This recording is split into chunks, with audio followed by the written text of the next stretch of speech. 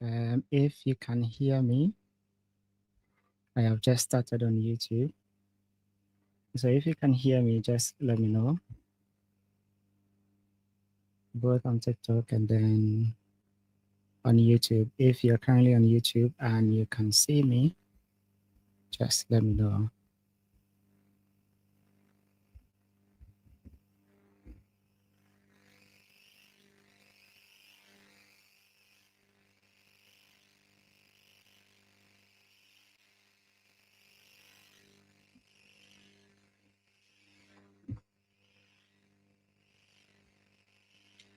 If you can see me, let me see.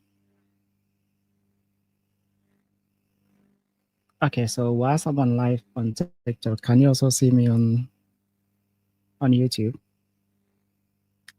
If you can see and then hear me clearly on YouTube, just let me know. If you can see me and then hear me clearly on YouTube, just let me know. Hi, Wakwe. Yeah, okay. Okay, so Grace is saying that she can. Are you able to hear me loud and clear? Okay, so you are able to hear me loud and clear. All right, great. All right, so we have 9 minutes and then we can begin our discussion. So if you've got your pens and then your notes, get them ready as we prepare ourselves to begin our class. So if you have not heard about this free CBT class, we are starting very soon. I am doing okay, and you? We are starting the free CBT class very soon on YouTube. And so if you have not joined on YouTube, just check my bio.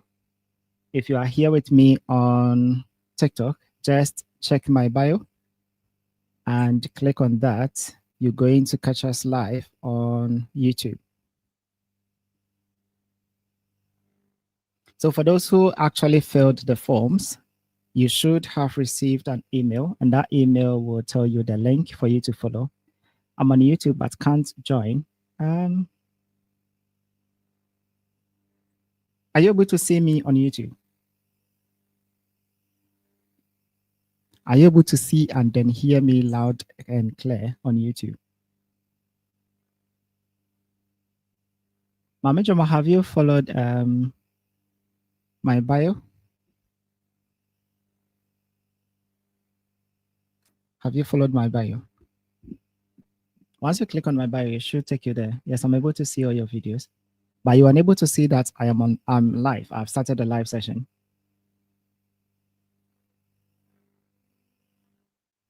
Let me see if I can use my other account to check. Please, is everyone also facing the same issue? Because I can see Grace, Naomi, and then Owuswa, Esther. They are here with me live on YouTube.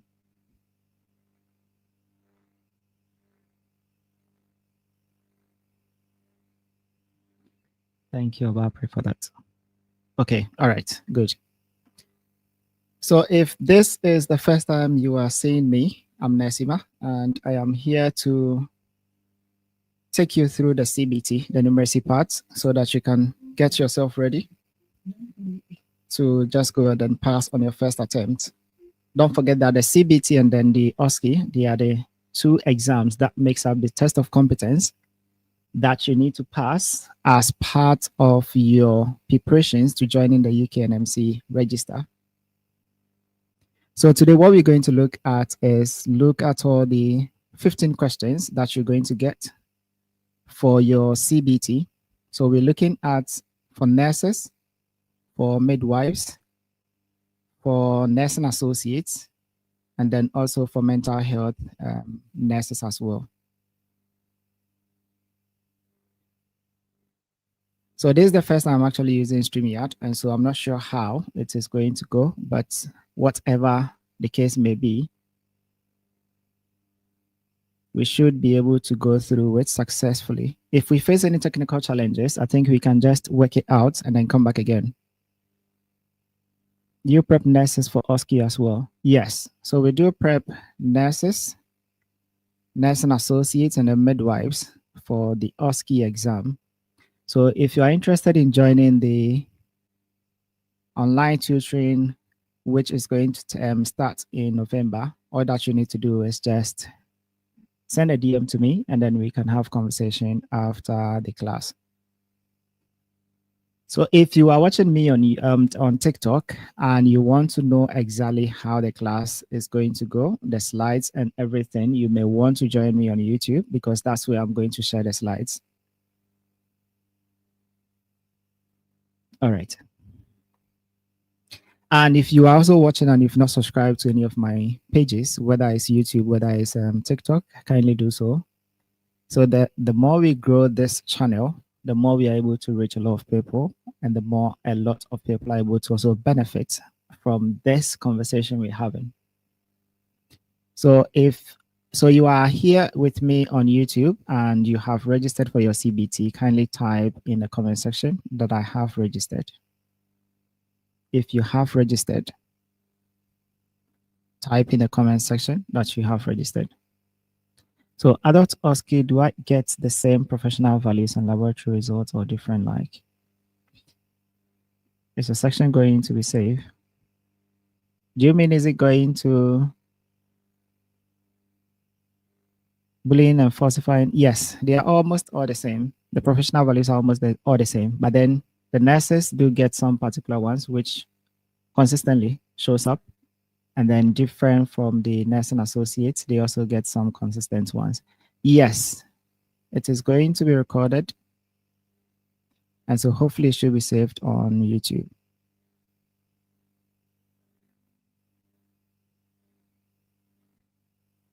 So in the next 3 minutes, we start in our class. The class, I think most people signed up for the class. Okay, I have registered. Nina, Angela, you have registered as well. And then Sama, you have registered as well. Naomi, you have registered. Okay, Eugene, yeah, brother, I can see you. All right, so in the next 3 minutes, we will begin the presentation. I think almost 70 to 80 people registered for this class, but we are only seeing 16 people.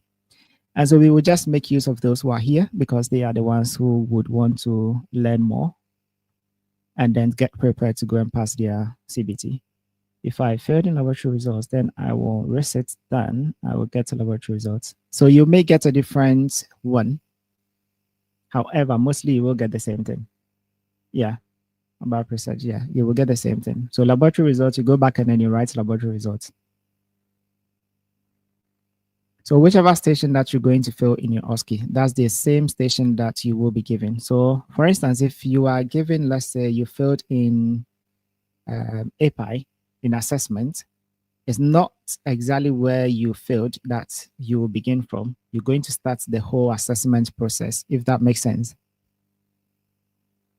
But if it's about those individual ones, then you are just going to write or sit for that section alone.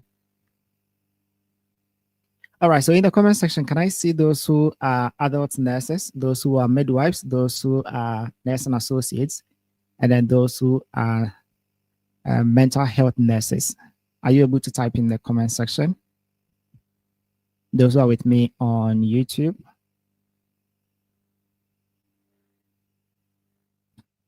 Midwives, okay. Adult nursing, okay. I'm on live on YouTube. I couldn't register with the forms. Yeah, that's okay. So if you are live, yeah, that should be okay. You should be able to see the slides I will be sharing very soon. So we have adult nursing, we have nursing associate, we have midwives, okay. Nursing associates, adult nursing, okay.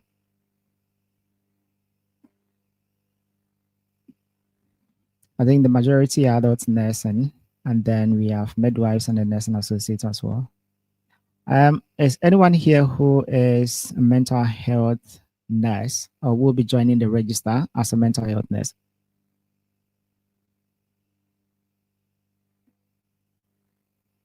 Okay, Manuela adult nursing, Eugene adult nursing, okay. Midwife, Hayford, okay.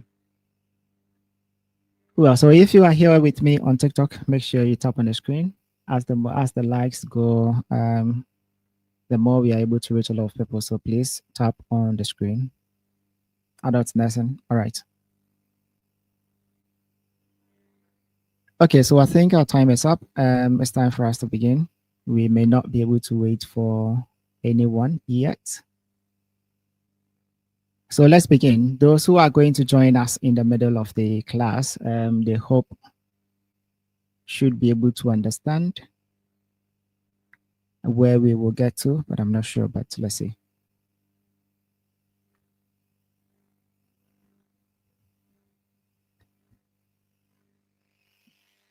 So I'm about to just show the slides. If you can see the slides, let me know that you can see the slides.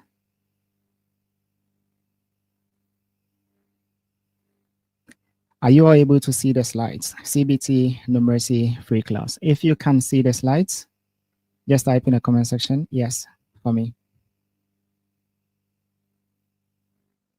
If you can see the slides that I'm presenting, type in the comment section, yes. And now you can't. So for those who are here with me on TikTok, you may not be able to. But if you are with me on YouTube, yeah, you should. All right. So if you are here with me on TikTok and you'd want to look at what we are discussing, all that you need to do is just click in my bio. Just check my bio. Inside my bio, there is a link. When you click on the link, it's just going to take you to YouTube. So you come to the YouTube, okay, live here, and then you watch. All right, so I'm Nesima. I should introduce myself again. Nesima, I am in the UK. I have gone through the process of writing my CBT and then my OSCE. And so I have gathered the experience and also guiding others to be able to go through this process of passing their CBT and then OSCE, which makes up the test of competence for you to be able to join the UK NMC register. And so today, we're going to spend the next 2 hours to go through all the 15 questions for adult nursing, and then midwives, and then nursing associates, and as well as the mental health nursing, so that you will be able to answer each of the questions. So we will look at the structures. So this is what we have for today. We are going to look at the CBT overview. What makes up the CBT? We have the part A, and then we have the part B. Part A is the numeracy, which we are now going to look at. And then the part B, which is the clinical part, is the one that is going to be specific to your field of practice. And then we are going to be looking at some common CBT questions for all fields of practice. So there are some questions that are very common. And so if a nurse is going to get that same question, a midwife is also going to get that same question, and then nursing associates going to get the same question, and then a mental health nurse is also going to get the same question. And then we will go through the drug calculations. We will go through the drug calculations and then units conversions as well. And the last thing we will look at is to look at the specific questions that is just pertaining to adult nursing, midwifery, nursing associates, and then the mental health nursing. Ignore the slides when they appear to be in a vertical manner, especially the numbers that will be showing on the screen. All right, so CBT overview. CBT is split into 2 parts. We have the part A that covers the numeracy, and then the part B that covers the clinical questions for nursing or midwifery. And then, just as you are seeing, the CBT part A is the numeracy, and the timing is 30 minutes. And the number of questions that you are going to get for the part A is 15 questions. For the part B, which is the clinical or the theory part of your CBT exam, you're going to use 2 hours and 30 minutes. So you're going to use 2.5 hours to answer 100 questions. And then the passing rate or the pass mark for you to be able to pass the part A is for you to pass all the 15 or to get all the 15 questions correct. And then for the part B is for you to get around 68%. And then the fees, or what you need to have before you can register for these 2 parts of the test of competence or the CBT, is that you need to have £83, which is going to be the cost of your CBT.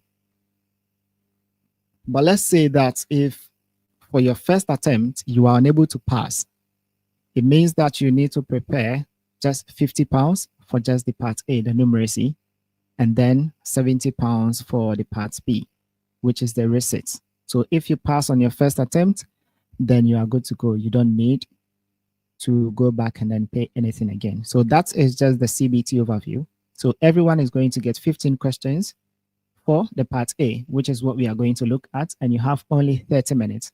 So if we are doing the maths, it means that you need to spend just 2 minutes on each question. But then if I'm going to give you a tip, even before we get into the more discussion, I would say that reduce the 2 minutes to 1 minute 30 seconds for each question. Some of the questions you don't need to spend 2 minutes on them. And then for the part B, which is 100 questions, you have a lot of time on your hand, but some of them are lengthy, and so you need to read through every one of that question before you can get the answers. So that is just the overview. So whilst I'm going through the presentation, if you have any questions, you can drop it in the comments, and I'm going to have a look at it for you. So the first part of the question that everyone or almost everyone is going to get is for you to determine the volume of liquid. That is the first part, or the question one that every person is going to get for their CBT. It's for you to determine the volume of liquid that has been drawn into the syringe. So if you are saying this, just type in the comment section for me. What do you think is the amount of volume that has been drawn into the syringe? If you are saying this, just tell me, what do you think is the amount of volume that has been drawn into the syringe? I'm waiting, reading through the comment section. So Malinda is saying 0.5 mils, Nina is saying 0.3, Benjamin is saying 0.5. So what is the volume that has been drawn up into the syringe? And then please use the correct unit and give your answer to 1 decimal place. To 1 decimal place, it means that the answer that you're going to give should not be 2 numbers beyond the decimal place. So I've seen 0.25. So it means that you need to now run it up. I'm seeing 0.3. I'm seeing 0.4. I'm seeing 0.25. I'm seeing 0.6. So where we are looking at is just the blue area. So if you look at 0.5, there are calibrations from the tip of the syringe to the 0.5. But before you get to the 0.5, the fluid or the liquid or the volume of liquid that has been drawn into the syringe, it's not up to 0.5. So if you just count the calibrations, starting from the first one, okay, 0.3, now 0.6, 0.3, 0.4. All right, so let's look at the correct answer, which is obviously going to be 0.3. Please, is anyone here who did not get the answer correct? Is anyone here who did not get the answer correct? Zipporah is saying 0.4. Let's check again. Vida 0.3. Let's check again. 0.3. Michael, okay, 0.3. And then let's check the units as well.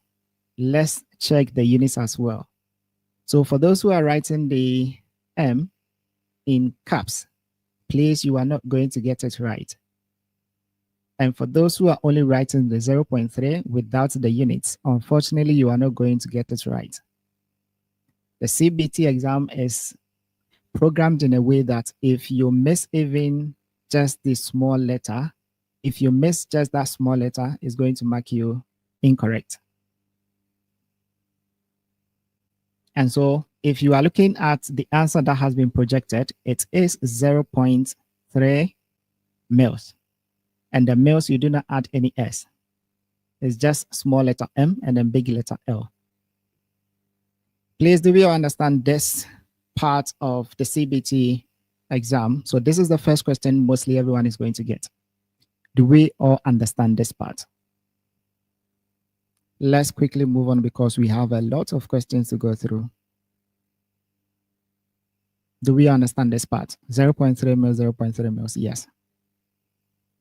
All right, good. So if you didn't get this part right, please check again. Check again. Start from the tip of the syringe and then count the 0 point, 0 point, 0 point. The clue here is that you need to first check the first volume that they will give you. So if it's the first calibration, the number that will be given. So if it's 0.5, you can start from the 0.5 and then you count backwards, and that will give you the correct answer. All right, brilliant. So let's move on to the next one.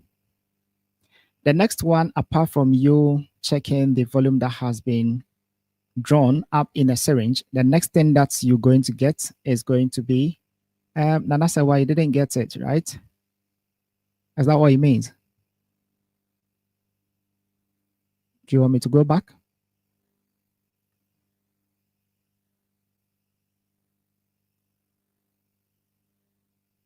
All right, so the volume dispensed is also one of the questions that you will be getting in your CBT, which is mostly going to be your question 2. And so for that, you will be given a question that looks like this. So what is the volume that has been dispensed? What is the volume that has been dispensed? All right, so let's type in the comment section. What is the volume that has been dispensed? Okay, Nana, all right, good. So what is the volume that has been dispensed? Quickly. 10 mils, okay. 10 mils, 10 mils, 10 mils, 10 mils, 10 mils. All right, so everyone has gotten it right so far. So 10 mils, 10 mils, 10 mils. Is anyone here who is thinking 10 mils is not the correct answer? I believe everyone has agreed that 10 mils is the correct answer. Okay, good. Now let's move on to the next one then. So now we have answered 2 questions from the 15 questions. So it means that we are left with 13 questions. It means that we are left with 13 questions. So all that you need to do, get your notes and then make sure that you are writing out the number of questions. When it's up to 15, that should be the end. But we're going to look at how we're going to answer all these questions. So we have now covered questions 1 and 2. So that is it. So 10 mils. Let's see, how do I join? So Anita, all that you need to do is you check my bio on TikTok. Just click on my bio on TikTok. My YouTube link is there. You just click on it and then it's going to take you to YouTube. Now let's look at specific CBT questions for midwifery, for adult nursing, for nursing associate, and then mental health nursing. The 2 that we've just looked at, every specialty will get those 2 questions. So now we are left with 13 questions. Let's move on. So all that we need to do, or all that we need to know at this moment, is that we need to learn how to do conversion of units. And the common ones is the one that you are seeing on your screen. So the weight or the mass, so you're either going to have to convert from 1 milligram, from milligrams to micrograms, from grams to milligrams, from milligrams to grams, or from 1 kg, or from kilograms to grams, and from grams to kilograms. And if it's volume, the volume is always going to be either in mils or in liters. And so this is the first thing you need to know about conversion of units. This is going to be the foundation for you to be able to calculate any drug dosage. So if you are writing, make sure that you keep this note somewhere because you are going to refer back to it consistently whilst we go through the presentation. 1 milligram is equal to 1,000 micrograms. 1 grams is equal to 1,000 milligrams. And then 1 kg is equal to 1,000 grams. And then 1 liter is equal to 1,000 mils. So if you are following, keep this note. We are going to go back to it over and over throughout. Now, let's do our quick examples. If you can see those, I think it's quite faint, but if you can see it, let me know. So first one is convert 0.75 liters to mils. And then the question 2 is convert 0.2 grams to milligrams. So let's see how we do well with this calculation before we begin to learn how to do it. convert 0.5 liters to mils, and then convert 0.2 grams to milligram. So if you have forgotten, this is what we are saying. We have milligrams to micrograms, we have grams to milligrams, and then we have kg to grams. And then we have liters to mils. So convert 0.75 liters to mils. Okay, so Haniak is saying 7,500 mils, Sama 750 mils. Okay, Belinda 750 mils. Okay, 750 milligrams. 750 milligrams. Is that right? 750 mils. Okay, 750 mils. 750 mils. So Nina is saying 759 mils. 759 mils. How did we get that? Okay, 750. All right, so it means that majority of us do understand how we got the 750.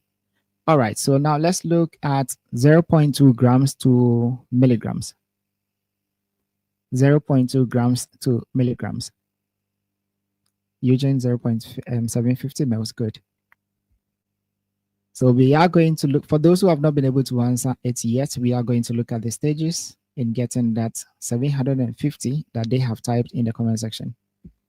So let's do 0.2 grams to milligrams. All right, so Bella 250 milligrams. No, 200 milligrams, okay. 200 milligrams. 750 for the first question, and then 200 milligrams for the second question. 200 milligrams for the second question. All right, so it means majority do understand how to get these. So let's look quickly at it, and then we move on to the difficult ones. All right, so this is how you're going to arrive at the 750 and then the 200 and then, is it 250 or 200 milligrams? Is it 250 or 200 milligrams? Is it 250 or 200 milligrams? I think I may have done a mistake here. I believe I was writing something else. Yes, so it's 200 milligrams, sorry. So yes, we know that 1 liter is equal to 1,000 mils. Therefore, if we have 0.75 liters, how much of that will give us the mils that we are looking for? Therefore, we need to do cross multiplication. We need to multiply the 1 liter by this X mils, and then we need to multiply the 1,000 by this 0.5. So in doing the multiplication, we will get our 750 mils, which is correct. And this one is the same thing. We need to get 200 mils. That is incorrect, the one that you are seeing on the screen. I made a mistake on that. So it's 0.2 grams to milligrams. We know that 1 gram is equal to 1,000 milligrams. Therefore, 0.2 grams is equal to X. So if we are doing a cross multiplication, we need to have 0.2 grams times the 1,000, and then we get 200 milligrams. All right, so let's look at another way of getting to this same answer, but making it easier for us. So this is how best you can get your CBT answers, very straightforward, so that you don't waste enough time on it, because you only have 30 minutes to answer those 15 questions. So we are looking at understanding the zeros. So each step in the metric conversion usually involves either 10, 100, or 1,000. And those numbers will tell you how many zeros you need to move. So we are going to be moving the zeros instead of doing that long calculation that I showed earlier. So if it is in tens, it's just going to be 1 0. If it's in hundreds, it's just going to be 2 zeros. And if it's in thousands, it's just going to be 3 zeros. So looking at this example, example 1, we are converting from mils to liters. And then from mils to liters, we know that the liters is bigger than the mils. Therefore, if you are moving from a smaller unit to a bigger unit, all that you need to do is to make sure that you divide. Please, let's keep that in our notes. If you are moving from a smaller unit to a bigger unit, all that you need to do is to make sure you divide. And if you are dividing, you need to move the zeros to your left. You need to move the zeros to your left. So looking at the males to the letters, we have 1,000 males is equal to 1 male, which we know. And so divide by 1,000. So it's 3 zeros. So if we have 2,500 and it is from small to the bigger, you still can join. Just check my bio. Just check my bio. In my bio, just click on the link and then it will take you to the YouTube page. So for those who are still here with me on YouTube, 2,500 males, we are converting it from males to liters. But like we are saying, if it's from smaller units, which is the males, to a bigger unit, which is the liters, you need to divide. And if you are dividing, you are going to move to the left-hand side 3 zeros. You are going to move to the left-hand side 3 zeros because you are dividing by 1,000. And if you are also moving from a bigger to a smaller unit, if you are moving from a bigger to a smaller unit, all that you need to do is to multiply by 1,000. And with that, you also move the zeros to the right-hand side. Does it make sense? Those of us here with me on YouTube, does it make sense? Does it make sense? Okay, great. Bella is saying it makes sense. Okay, great. So if you see the question, just ask yourself, is it from a smaller unit to a bigger unit? Or is it from a bigger unit to a smaller unit? If it's from a smaller unit to a bigger unit, all that you need to do is you divide by 1,000. And dividing by 1,000 simply means that just move the zeros. So you're just going to round up. You move the zeros. Eugene, you're confused. All right, so let me see if I can make a demonstration. Let me see.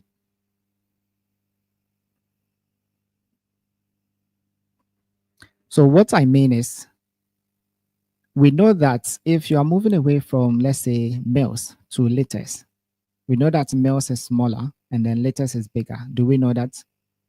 To start with, do we know that? Okay, I'm going over again. So we are moving from smaller unit to a bigger unit. And the smaller unit is that we have males, which is smaller compared to liters. Liters is bigger than males. We are looking at example 1. Good. Now, the next thing that we are doing is that if you've been asked to change any unit from a smaller unit to a bigger unit, you would have to divide by 1,000. You would have to divide by 1,000. And dividing by 1,000 means that you look at the 2,500 males that you are seeing.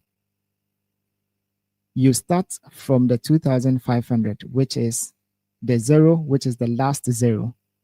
And then you count to your left 3 times.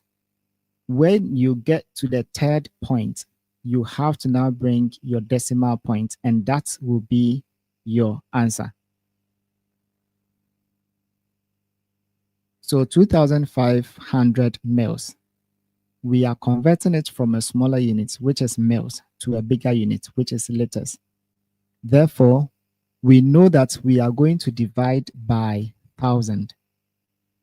So for the fact that we are dividing or we are converting from a smaller unit to a bigger unit, we are just looking at the 1,000, and then we are starting from the 0, the last 0 of the 2,500, and then we are moving to the left-hand side 3 times because it is 3 zeros. So when we get to, so from the last 0, you will get to the next 0, and then you get to the next unit, which is 5. So 2.5 and then that will be your liters. Does it make sense, or is it still more confusing?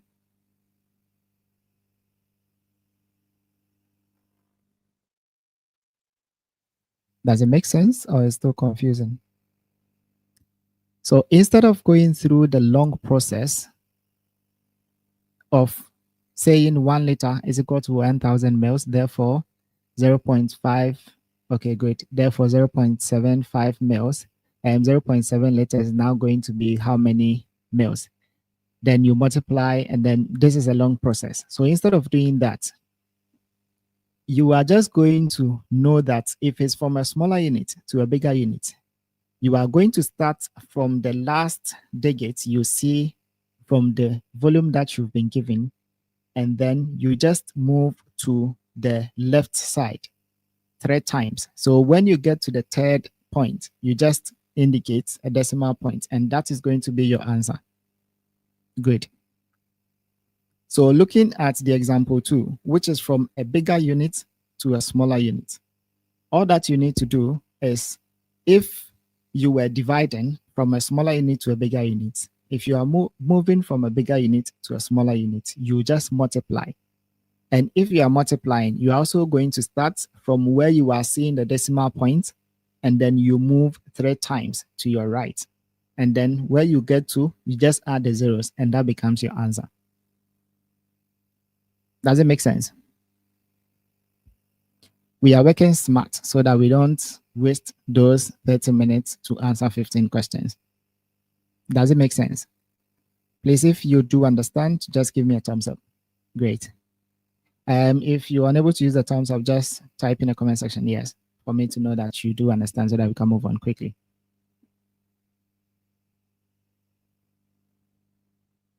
So those who were a bit confused earlier, please, have you gotten the motive behind it now? Okay, good. So if you are looking at the examples that they gave to us, so from kilograms to grams, good. We know that kilograms is bigger than grams. Therefore, you move how many zeros? It's just 3. So what do? You just move from there. So 1.5, you move to the right side. So 1, 2, 3, and then you add 2 zeros, and then you get your 1,500 grams, and then that's your answer. So the same thing from grams to milligrams. So from big to small, 3 zeros, you just move 3, and then you get 250, and then you are good to go. Please record so that we can watch. I believe it's going to be recorded. Yes. I believe it's going to be recorded. All right, good. So now we can quickly move on from here. So let's do this quickly. So from what we've learned, now we are applying that principle instead of doing the long calculations. So 0.75 liters to mils.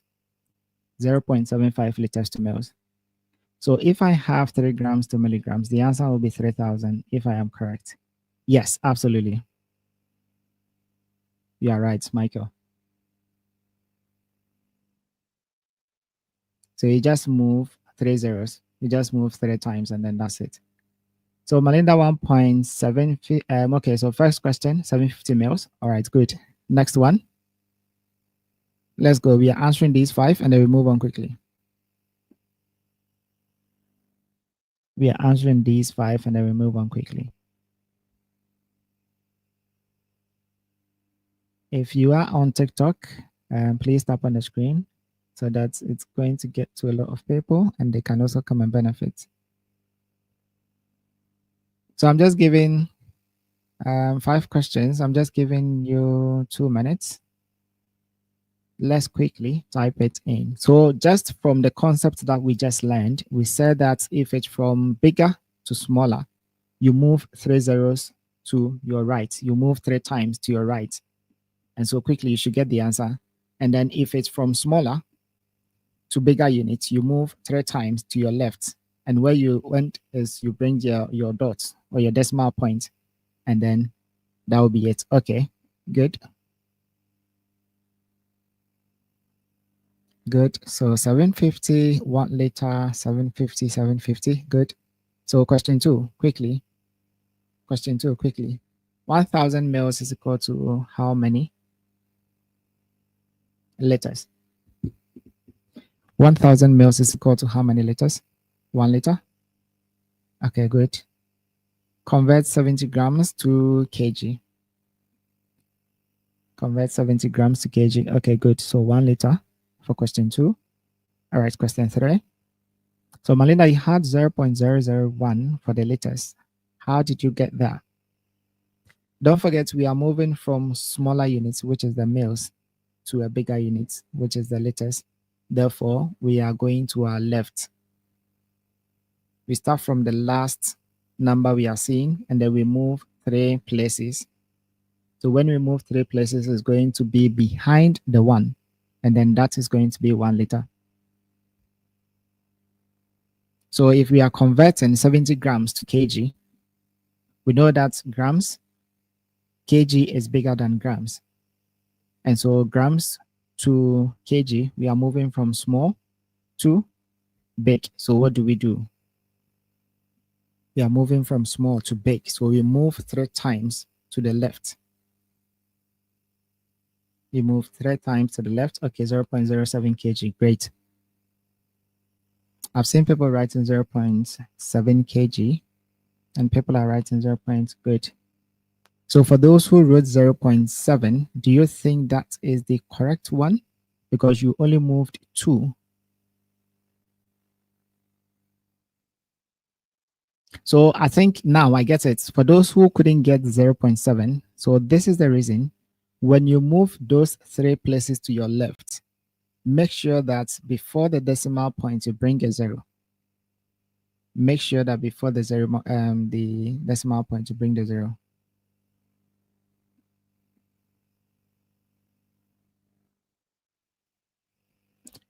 All right, good. So now let's convert 500 milligrams to micrograms. If you are here and you are still not getting the reasons why people are getting those answers, kindly type in the comment section. Okay, good. Good. Francesca gets it now. So 0.500 milligrams to micrograms. Milligrams to micrograms. Milligrams to micrograms.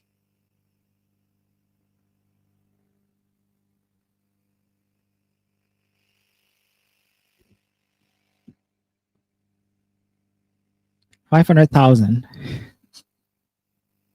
Okay, 500,000. All right. We are getting a lot of 500,000. How did we get that? How did we get the 500,000?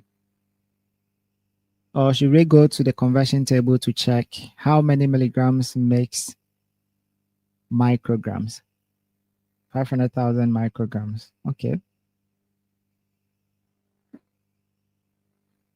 How many milligrams makes my microgram? 5,000 micrograms. Okay. I think the micrograms is confusing us.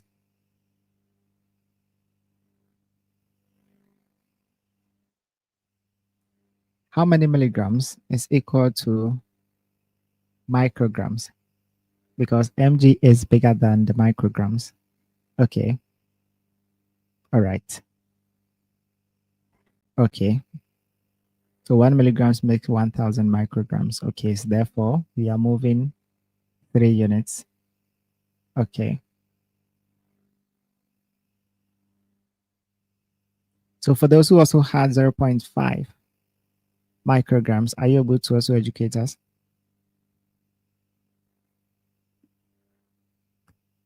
Are you able to educate us?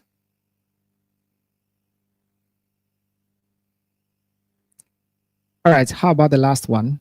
55 kg to grams. 55 kg to grams.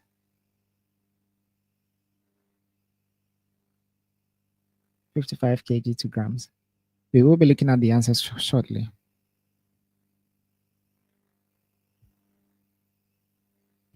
$55 kg to grams.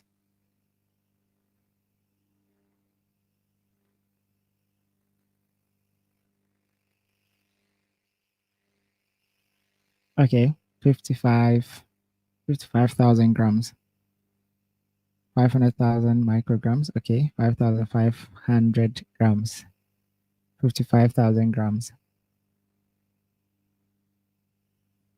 Okay, 0.0055 G.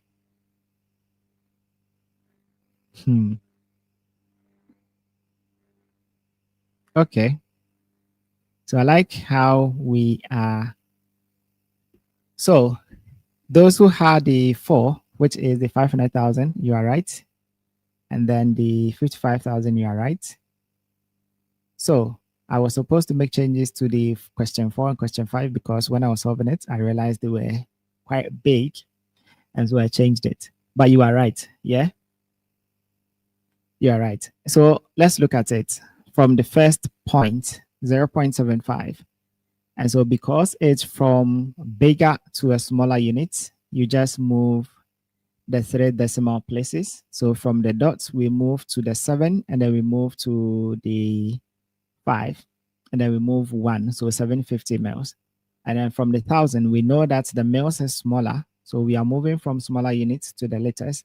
Therefore, we now have to go to our left. So 1, 2, and then 3, and that will leave us with 1 liter.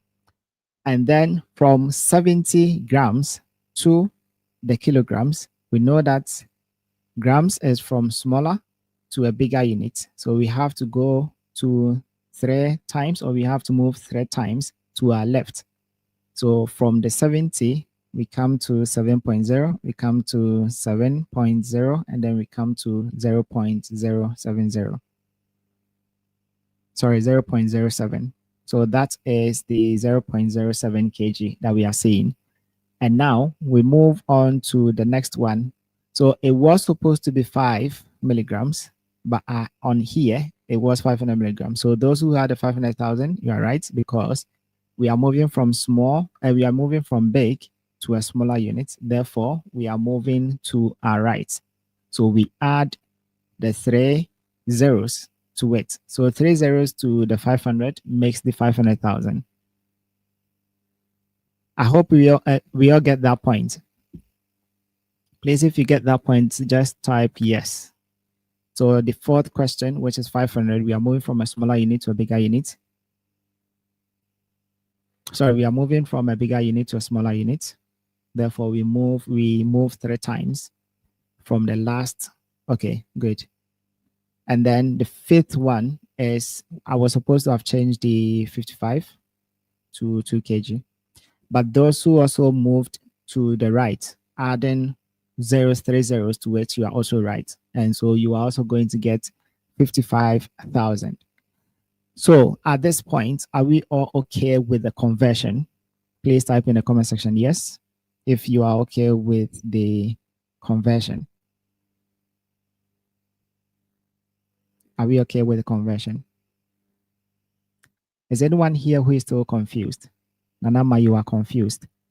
Are you able to tell me which part you are? Please, if you are in the comment section, just tell me yes, if you have fully understood it now. So from a bigger unit to a smaller unit, you need to move 3 times to your right. And if you are moving from a bigger unit to a smaller unit, sorry, if you are moving from a smaller unit to a bigger unit, you move 3 times to your left. So from small to big, you move 3 times to your left. And then from small and from big to small, you move 3 times to your right. Are we okay now? Or is anyone still confused? Are we okay now?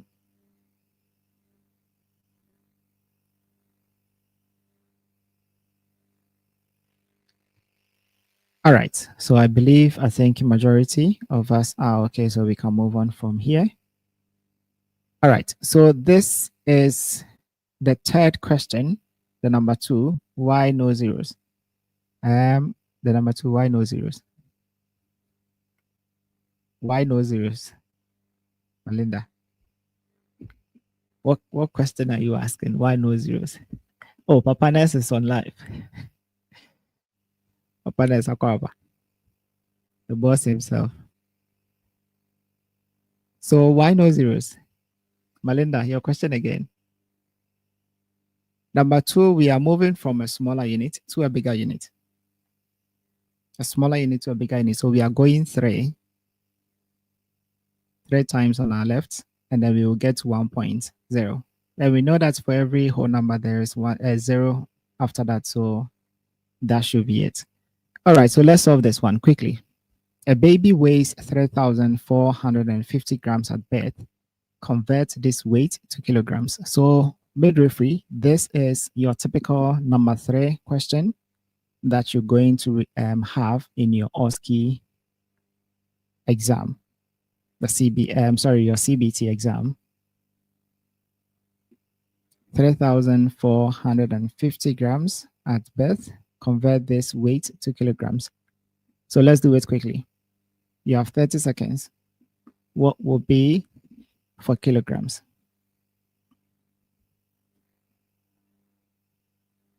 $3.45, $3.45, $3.45.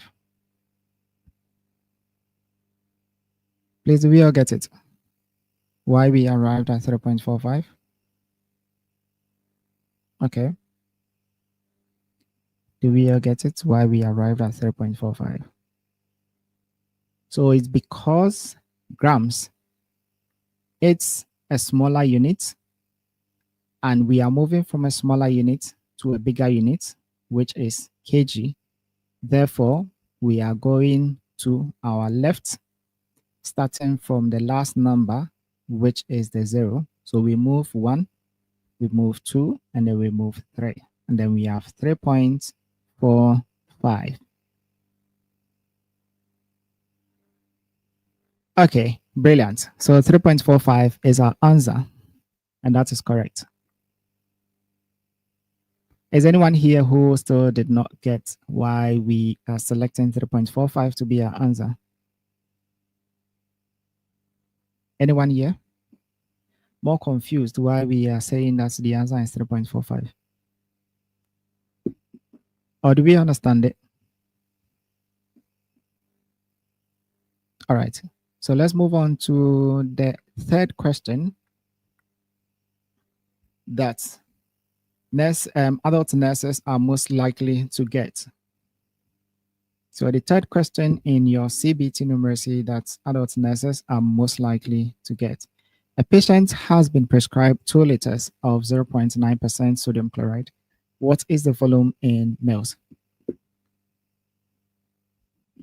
What is the volume in mils?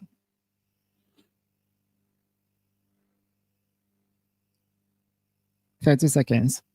Let's quickly answer this. 30 seconds. Let's quickly answer this. A patient has been prescribed 2 liters of 0.9% sodium chloride. All right, 2,000, 2,000, 2,000. Let's not forget that they have already given us the units. Let's not forget that they've already given us the units. So we are expected to only write the volume that we get. And please, let's not forget the mils. It is already written, so ignore the mils. If you include the mils, you are going to be marked incorrect. All right, good. So that is 2,000. That is 2,000. So Gifty, it took you a while for your 3.4 kg to come, but it's right. Good. All right, so let's move on to a typical question 3 that the nursing associates are going to get. A patient has been prescribed 0.1 milligrams of digoxin. What is the dose in micrograms? What is the dose in micrograms? You give your answer as a whole number. You give your answer as a whole number. 0.1 milligrams. We are converting it to micrograms. Someone, Hayaki saying 1,000. Melinda is saying 100. Faida saying 1,000. Major Moisa saying 100.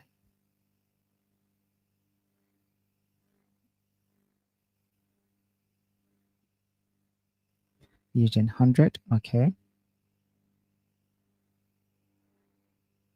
100. Okay. 100. Vida, can you come back again? You said 1,000. So the micrograms is already given to us. So all that we need to do is just write the 100. All right. So our correct answer, 100. Good. Let's move on to the question 3, or the typical question 3 question that the mental health nurses are most likely to get. So a patient has been prescribed 0.75 liters of gelfusin. So what is the volume in mils? What is the volume in mils? 0.75. Let's not forget, liters is bigger, mils is smaller. Therefore, we are moving from a bigger unit to a smaller unit. We know that we need to move 3 times to our right. So what is the correct answer?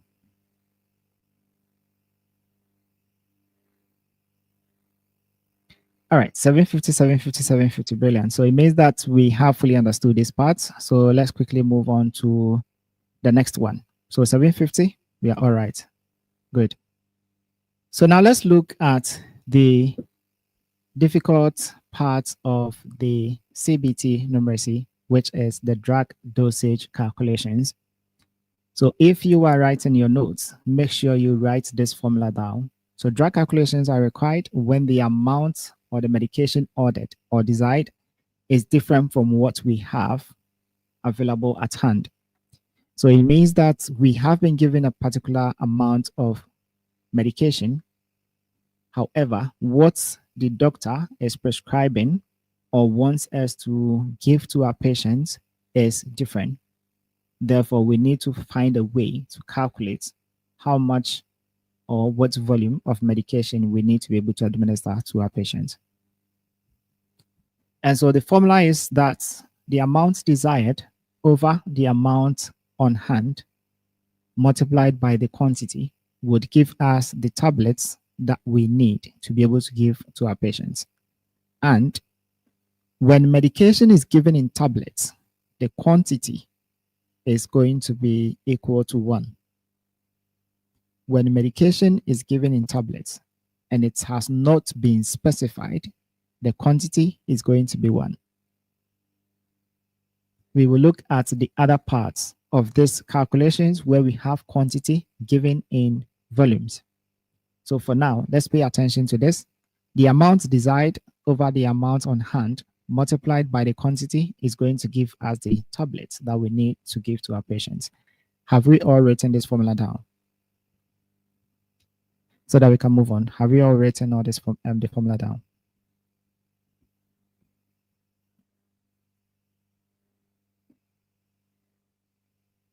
The amount desired, please, is the nursing CBT different from that of midwives?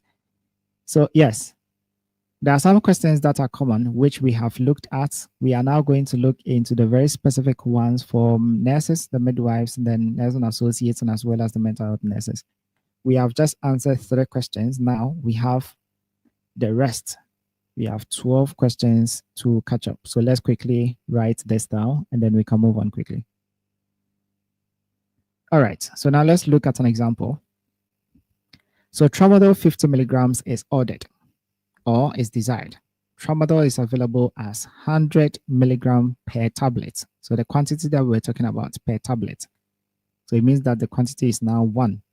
So tramadol is 50 milligrams and that has been ordered. However, it's available as 100 milligrams. How many tablets will the nurse administer? Answers quickly. How many tablets would the nurse administer? Say tramadol near 50 milligrams and a doctor and see pharma patient no. Tramadol no so a crisis no. 100 milligrams.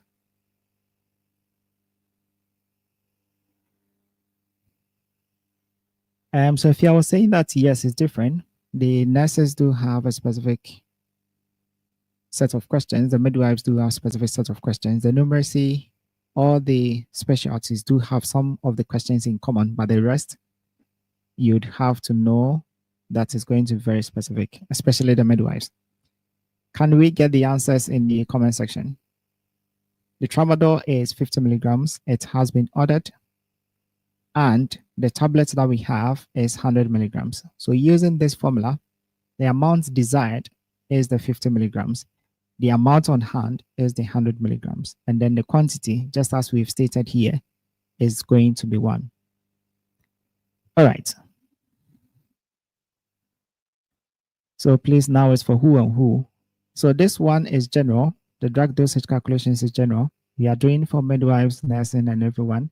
We are doing the general ones now. So everyone is going to get this kind of questions. All right. So tramadol 50, and we have 0.5, 0.5, 0.5.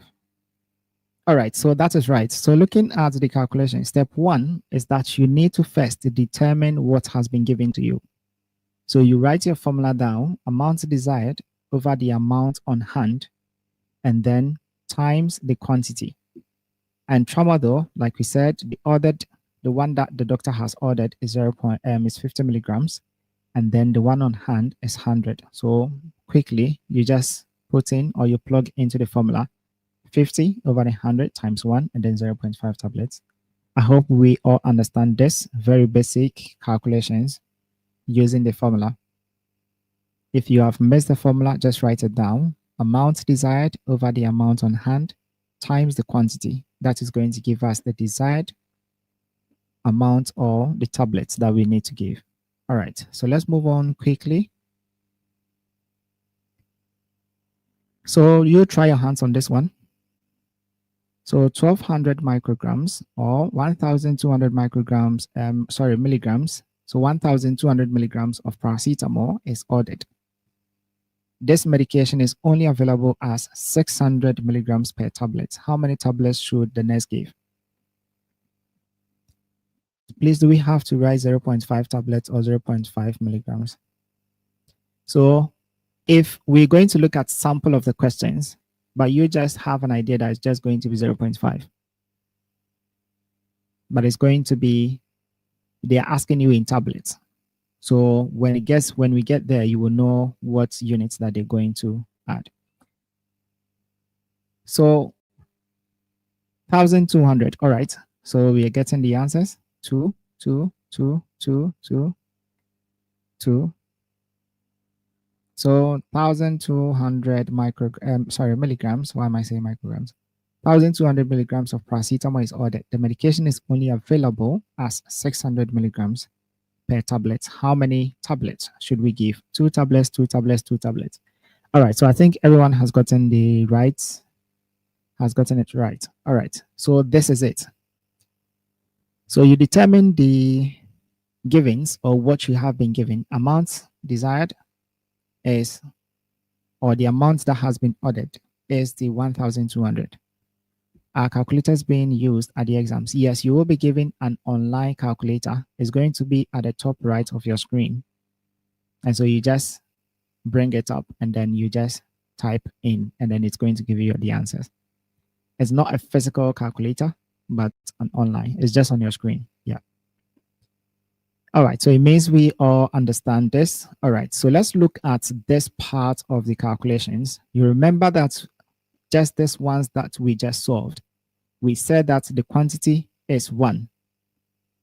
However, we are looking at another type of question that the quantity is going to be given to you in volumes. So in these types of calculations, the volume available on hand is the quantity. So you're going to have the amount desired or the amount that has been ordered, which is going to be divided by the amount on hand or the amount that is available. And then you multiply by the quantity. But in this case, the quantity is going to be in mils or in volume. Keep this formula because this formula runs through 90% of the questions you're going to get for your CBT. So write this formula down. Amount desired over the amount available times the quantity.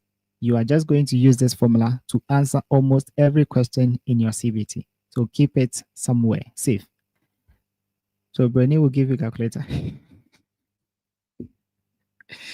Yes, you will be given a calculator, which is an online calculator. You'll not be given the normal calculator that we have or we know.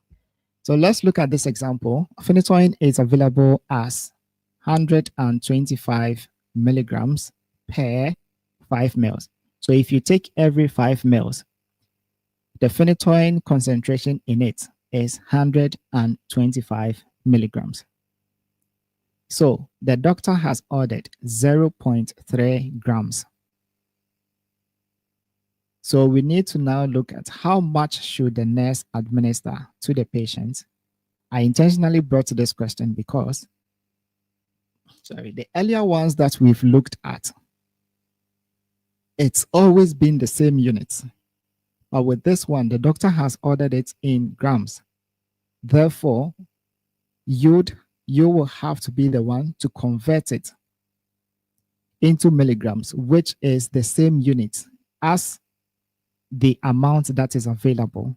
The amount that is available is 125 milligrams.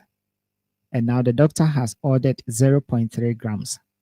So you will have to always check before you go ahead with your calculations.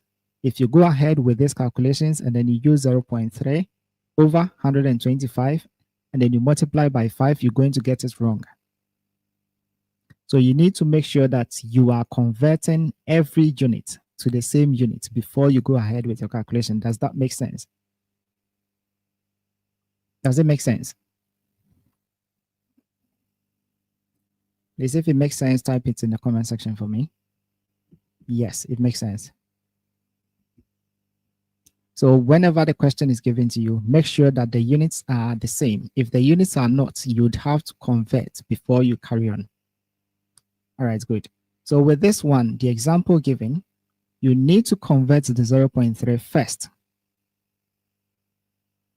And so 0.3, if we are converting 0.3, we need to know that we are moving from grams to milligrams. And we know that grams is the smaller unit.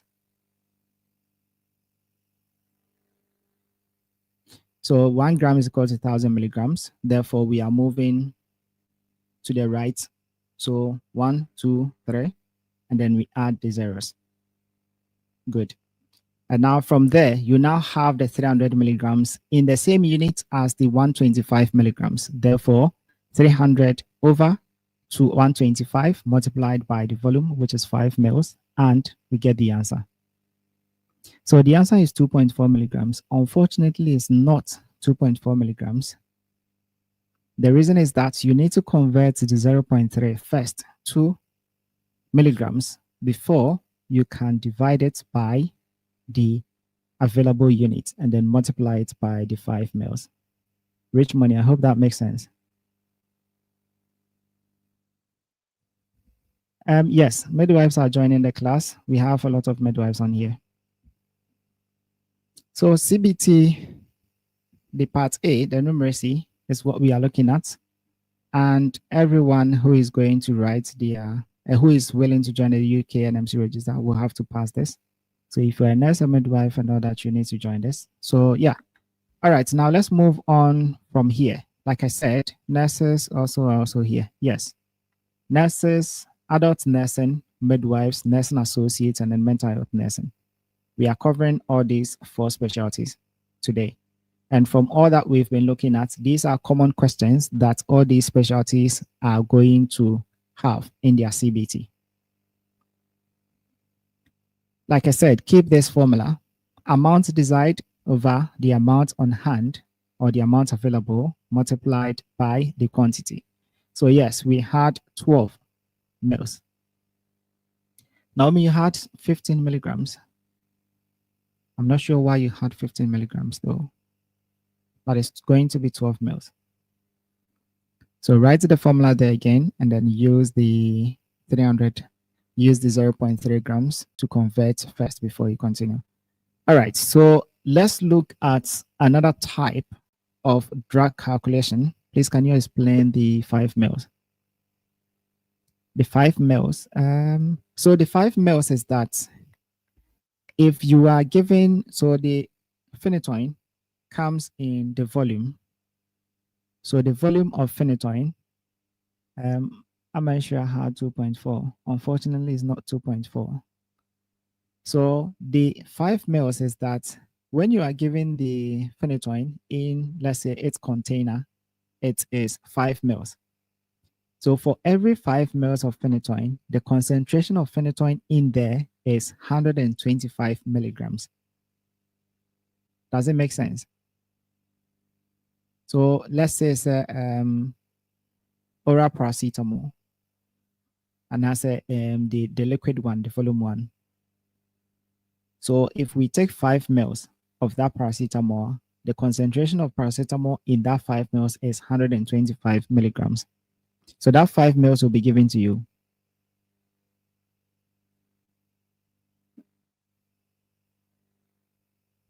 Yeah, so the quantity that was given. Does it make sense? Yeah, hopefully this will be recorded and then put on YouTube. Please, I hope we understand that. Okay, great. So now let's move on. So this is another type of question that nurses, midwives, nursing associates, and then mental health nurses are going to get. And for this formula, before you use the formula that we have already established, so must it always be converted? No, when you have the units, if the units are the same, so if we have gotten, let's say, 300 milligrams in the question, we would have just gone ahead and then do our calculation. But we have been given a different unit, so we need to convert first before we can do the calculations. Angela, you are confused. Which part are you confused, Angela?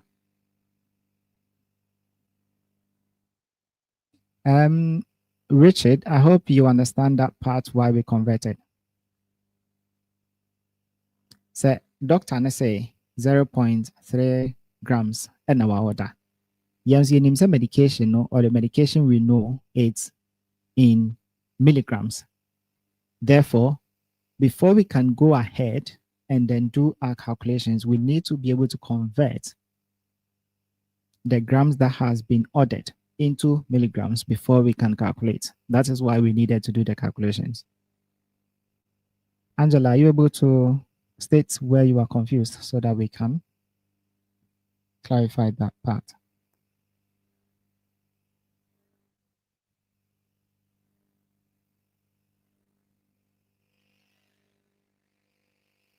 The rest, I hope we are all on the same page. Don't forget that the first part we looked at, or the first set of questions we looked at, was this the amount over the amount desired over the amount on hand, and then multiplied by the quantity. And now we are saying that the quantity has now changed to mils, because that is the mils, or that is the volume that has been given to us. And we are going to look at the next set of question, which a body weight will be given to you. So Naomi is going to be mils. It's going to be mils because when the medication, you are going to administer the medication, you are giving the medication in mils. So you are just going to pour it into maybe the medicine pot. So just as the second question we looked at, you are just going to dispense 12 mils to your patient. All right. So let's look at when the body weight is given to you. And this is mostly for pediatric drugs. And so for this, you need to use these 2 steps to make your calculations. The first step is that you need to calculate the required dose. So for the required dose, you can get it when you've multiplied the weight that has been given to you by the dose that has been ordered by the doctor. Once you get the required dosage, according to the patient's weight, you can now go ahead and then you use the formula that we all have established, which is going to be the amount desired over the amount on hand times the quantity multiplied by the quantity. So let's write this formula down as well. Let's write this formula down as well.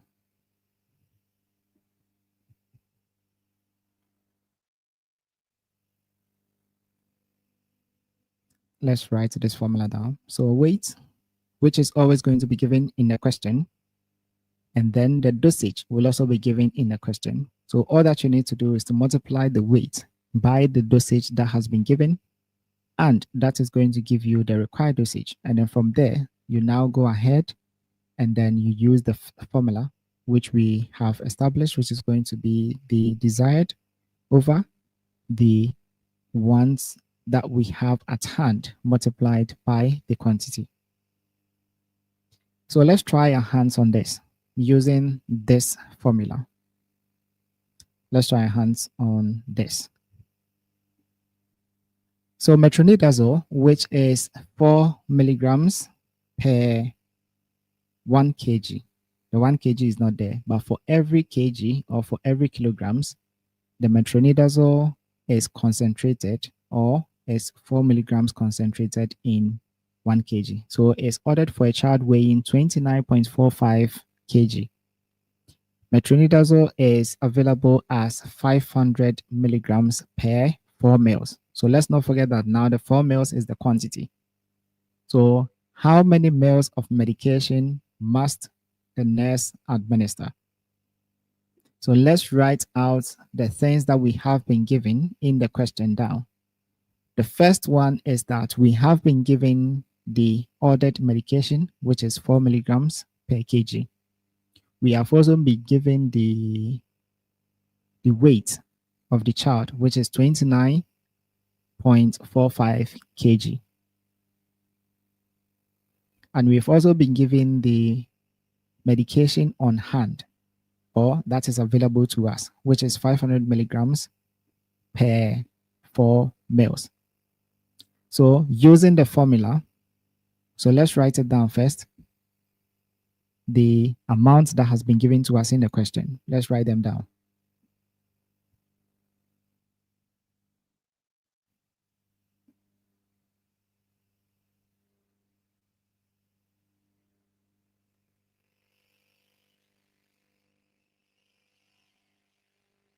So using this formula, weight multiplied by the dosage, and then you use the second formula to now find out.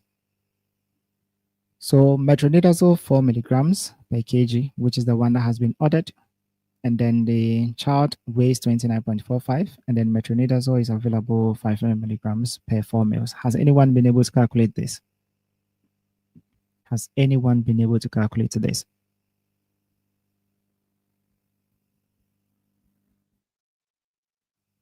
So Bella is saying 0.9.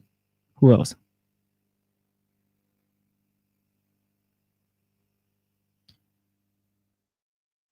So don't forget, you're going to multiply the medication that has been ordered by the weight to get the required dosage before you use the formula to now, okay, 0.9. Who else? Who else? I've got only 2 people who have gotten the answer. Who else?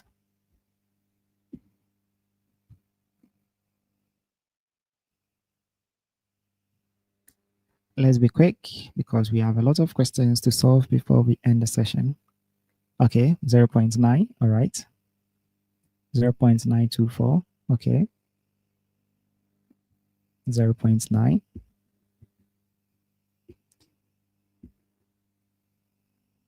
The rest of us, please, let's quickly write out something before we move on.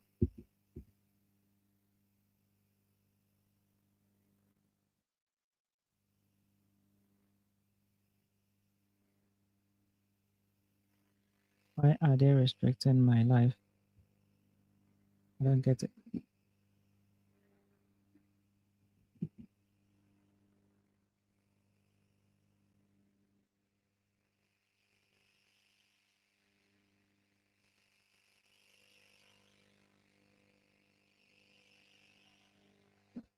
Okay, so 0.9, 0.9, 0.9. The rest, how many decimal places? So just 1 decimal place. Richard had 9. So 4 milligrams multiplied by 2, 9.45 to start with. Guys, please double tap on the screen. I think they are restricting the live. I don't know why. Maybe inactivity. 0.9. 0.9. I'm confused. All right, so let's solve it.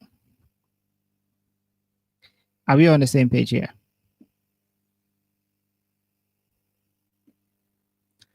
So the metronidazole, we said that for this formula, what you need to do, type error, okay. We said that for this formula, what you need to do is to multiply the weight by the dosage ordered. And we know that the dosage that has been ordered is the 4 milligrams. And then the weight is the 29.45. So now we multiply the 29.45 by the 4 milligrams, and then we get 117.8 milligrams. And once we've gotten the 117.8 milligrams, we now go back to using the same formula that we are aware of, which is the amount desired over the amount on hand times the quantity, or multiplied by the quantity. And now this is what we have.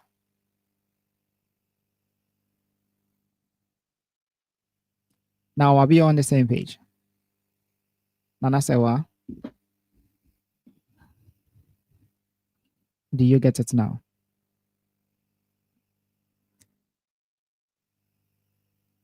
Great. Who else? All right. Good. Good. All right, brilliant. Restriction ended.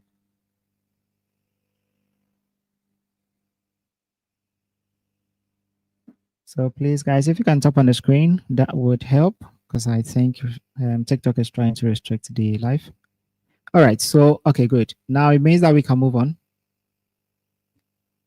Okay, if we can move on, let's also look at this calculation, which is going to be for nursing associates. Nursing associates, you are going to be calculating for the drip rates, intravenous drip rates. So keep this formula somewhere. All that you need to do is volume over the time. Volume over the time. So you will be given, so for a given volume, the time period and then the drop factor. Drop factor will always be given. And then the volume of the liquid that you need to give will also be given. And you are just expected to calculate the flow rate in drops per minute. So the answers will always be rounded to the whole number. The answers will always be rounded to the whole number. So the formula that you're going to use is going to be the volume, which is in mils, over the time, which is in minutes. The time is in minutes, so let's not forget that.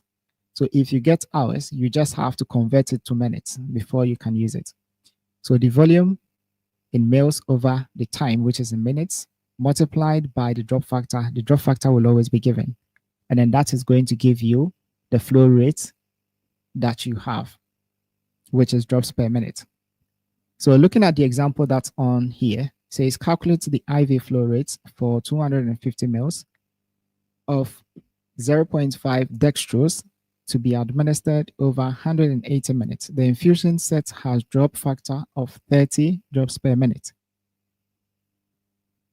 Sorry. And so all that you do is that you write what has been given to you. We know the volume, and the volume is what? 250. And we know the time is 180. And so using the formula, it's just, we know the drop factor also, which is the 30 drops per mils.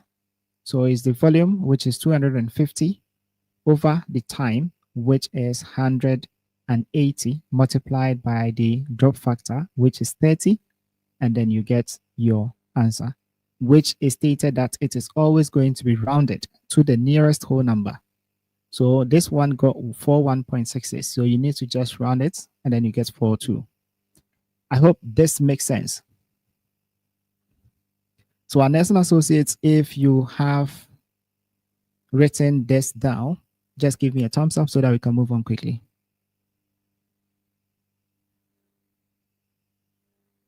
If you have written this down, let me know so that we can move on quickly. 42. Yes, Richard. Right. 42. So you will mostly be given the unit. So you just write 42. So volume over the time times the drop factor. Volume over the time times the drop factor. All right, brilliant. So it means that we are good to go. Let's move on to the next one. Grace, you had 0.96 mils. Is it the same question or different question?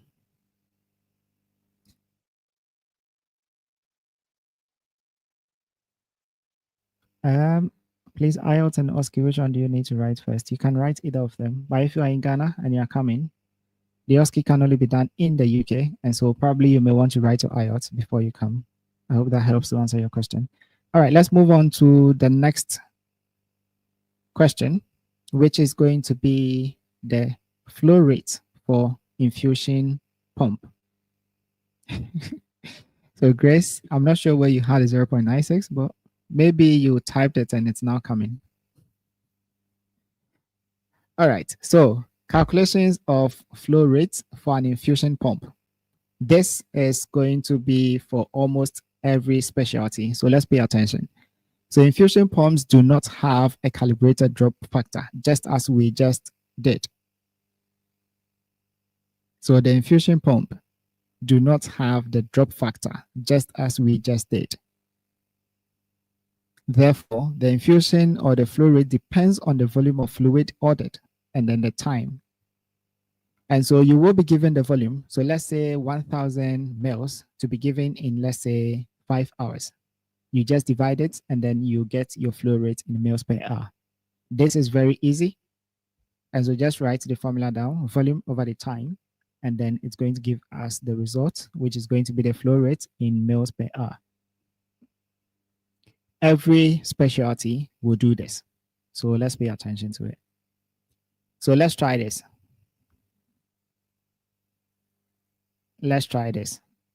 600 mils of antibiotics is to be infused over 180 minutes by an infusion pump. Calculate the flow rate, that is in mils per hour. We are using this formula, which is volume over the time. The volume is in mils, the time is in hours. The time is in hours. Let's not forget, the time is in hours. All right, so we have 600 mils of antibiotics to be infused over 180 minutes by an infusion pump. So calculate the flow rate, that is mils per hour. That is mils per hour.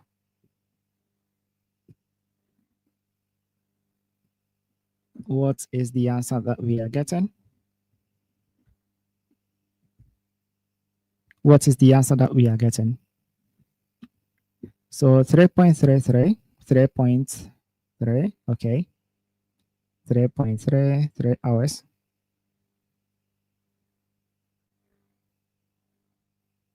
3.3, 3.3, okay.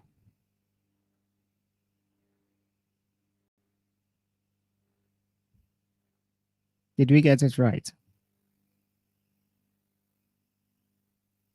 My slides are messing up. Okay, so this is the question.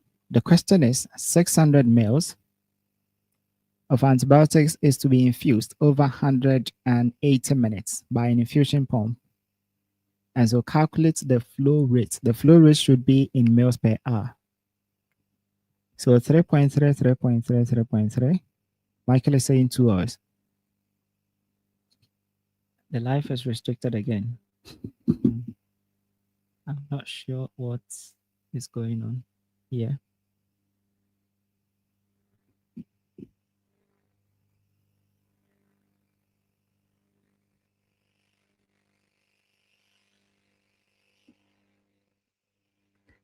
So if you are on TikTok, please tap on the screen for me so that they don't restrict it. So I'm getting 200 mils per hour, 200 mils per hour. I'm going, and some are also saying 200, some are also saying 3.3. The formula is that it should be 200 mils per hour. Okay, 200 mils per hour. So those who add the 3.3, where is it coming from? All right, let's look at it together. We have to first write out what we have been given. So looking at the question, we say it reads 600 mils of antibiotic is to be infused over 180 minutes. And then determine the givens. We know that volume is 600 mils. Time is 180 minutes. And just as the formula says that it should be in mils per hour, that means we need to first convert the 180 minutes to hours. So 180 minutes divided by 60 minutes, which is equal to 1 hour, is now going to be 3 hours. And then from there, we now use our formula, which is going to be the volume over the time. So mils over the time, which is in hours, which is going to give us the desired result. So 600 over 3 hours is 200 mils. So initially, those who had 3.33, have you gotten the reason why we are getting 200 mils per hour? Or did you go ahead to use the 180 to divide the 600? Is that why you got the 3.3? Let's see if my calculator is.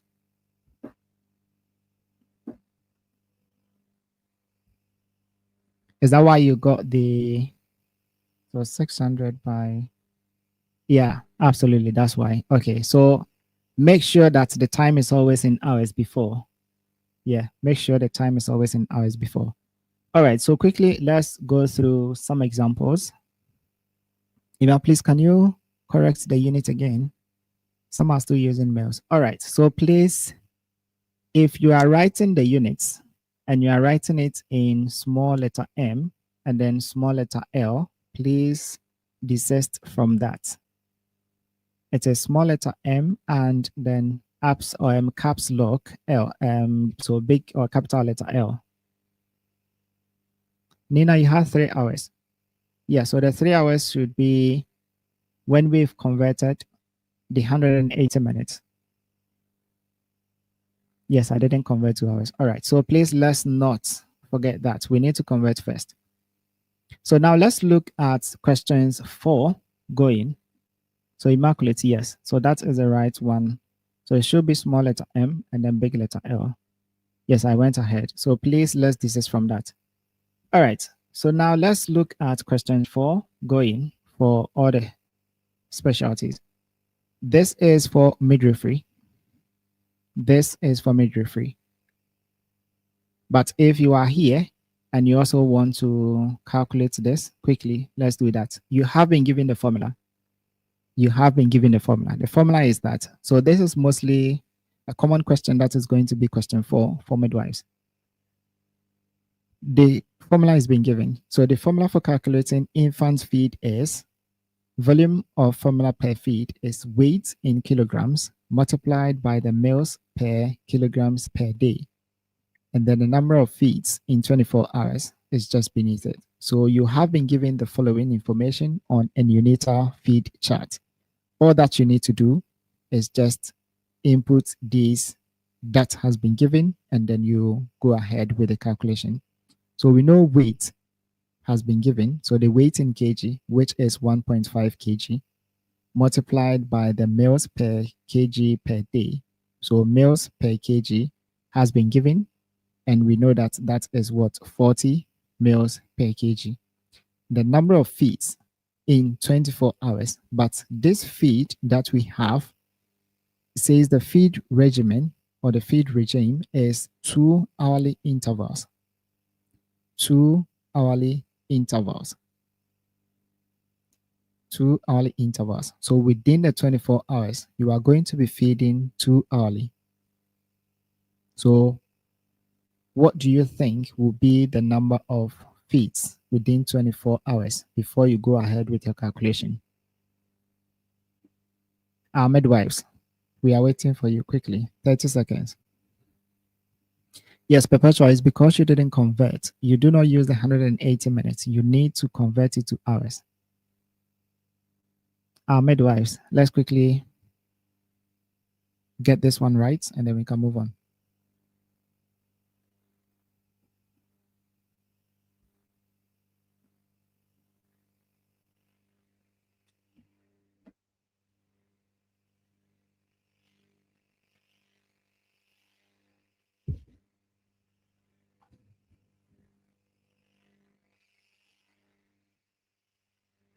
So Nina is saying 180 to divide 600. That is the formula, but because the 180 is in minutes, you need to convert it to hours before you go ahead with the calculation. Midwives. Abina Constance, yeah. So you can rewatch it after we finish. So Ama Insha is saying 12. Who else? Who else? Lena, don't be lost. You can join us on YouTube, and the question is that you have been given the volume of formula per feed, and so it's weight in kg, and then the meals per kg per day over the number of feeds in 24 hours, and you have been given all the values. You have been given all the values.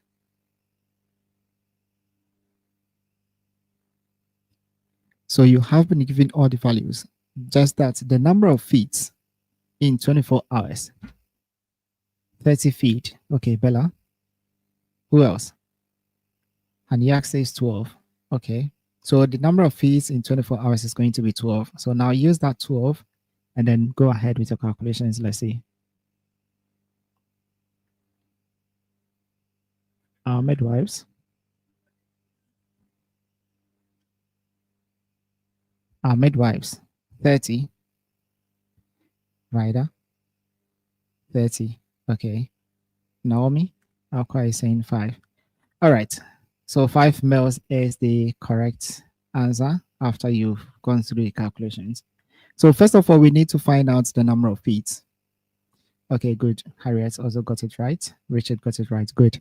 So the feed regime or the feed regimen is supposed to be 2-hour intervals. So every 2 hours we are going to feed. Every 2 hours we're going to feed. So within the 24 hours, if we divide it by the 2, it means that we're going to get 12. And so the weight, which is 40 kg, multiplied by, the meals per kg, which is 40, multiplied by the weight, which is 1.5 per kg, is going to give us the 60 meals. And then from there, the number of feeds in 24 hours, we know is 12. So 60 divided by 12 is going to give us the 5 meals. So this is question 4 for midwives. So if you missed it, go back and then rewatch it when we finish with the live. Now, let's do this for the nurse and the adult nurses. The adult nurses. So all that we've learned, we're now going to put them in action. All that we've learned, we're now going to put them in action. We're just going to answer from question 4 all the way to question 15. So quickly, let's do that. We've just answered for midwives. Let's do this for the adult nurses quickly. A patient has been prescribed 0.6 grams ibuprofen. What is the dose in milligrams? Don't forget that we have now learned that if it's from a bigger unit to a smaller unit, we know that we're going to multiply. Therefore, we are moving to our right side. If it's from a smaller unit to a bigger unit, we know that we are going to divide. So we're going to move to our left side. So using that same formula that we looked at, 0.6 grams, 2 milligrams, what is going to be our answer? Okay. I like the fact that people are writing 600 and they are not adding the milligrams because the milligrams has already been given to us. Very well. Good. Good. Please, if you are here on TikTok with me, kindly tap on the screen for me. Kindly tap on the screen for me. I don't know why the restrictions are coming, but please tap on it. Okay, 600, good. All right, so let's quickly move on to question 4, typical question 4 for the nursing associates. Typical question 4 for the nursing associates. So all that we've learned, we're now putting them into action. So a patient has been prescribed 0.4 grams of ibuprofen. What is the dose in milligrams? What is the dose in milligrams? Give your answer as a whole number. Don't forget these preambles that they also add to the question. What is the dose in milligrams? And give your answer in whole number. Give your answer in whole number. So now we see the reason why we were doing all those calculations. Good. 400, 400. 400, good. 400? Good. Why 400? Okay, Melinda is asking why 400. So we are converting 4 grams to milligrams, and we are to give our answer as a whole number. So Melinda, are you following? Marlene, are you following? Our dad, I believe you are answering the first one. Yeah.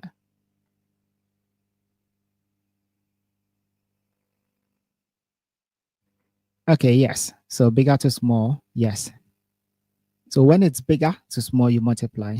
Very well, thank you. And when it is smaller to big, you divide.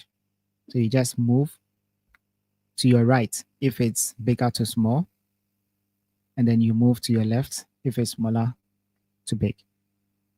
All right, very well. So now let's move on to a typical question 4 for the mental health nurses. So a patient produced 1,500 ml of urine in 24 hours. What is the volume in liters? 1,500 ml of urine in 24 hours. What is the volume in liters? What is the volume in liters? So we are just around question 4. Means that we have a lot to answer. So let's be quick. Let's be quick so that we can meet our time. Let's be quick. Now, I asked when we were solving the 600. Okay. So 1.5, 1.5, 1.5. All right, good. So Serena, okay, 1.5, Bella, 1.5. Who else? All right, 1.5. Okay, good. So 1.5 is the right answer. Quick. So it means that learning has taken place. Now let's move on to the next set of questions. So we've done with question 4. Let's move on to question 5. So question 5 for midwives. A baby weighs 4,100 grams at birth. On day 3, the baby has lost 10% from birth weight. What is the weight of the baby?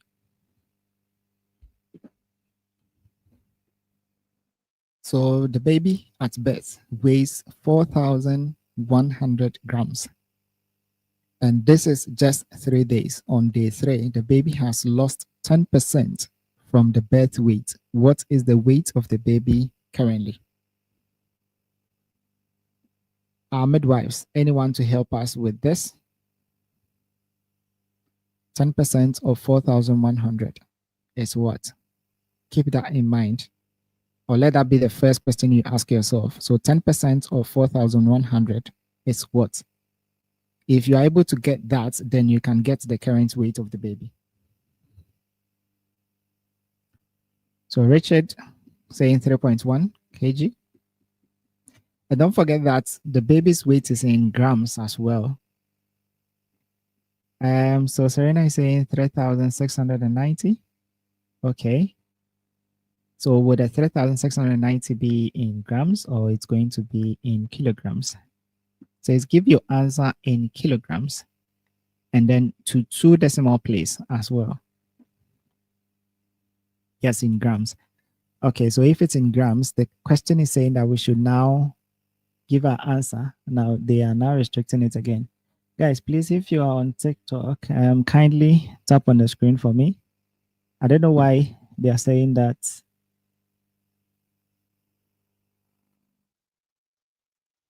Yeah, just suppressing it. Yeah, just saying appealing. I don't know why. Please tap on the screen for me if you can. Yeah, so midwives, please come in. So 4,410 grams. Okay. Is that the 10%? So if that's the 10%, what is the rest of the weight that the baby has got now? Okay. And then if we are to convert it into kg, what is it going to be? 4.1. All right. So I think we are taking some time here. Let me see. So the correct answer is 3.69. So am I sure you've gotten it right? Yes. So let's look at how to go about it. Okay, so Serena is going to be, so what you have written now is in grams. So it's 3,690 grams, and you need to convert it.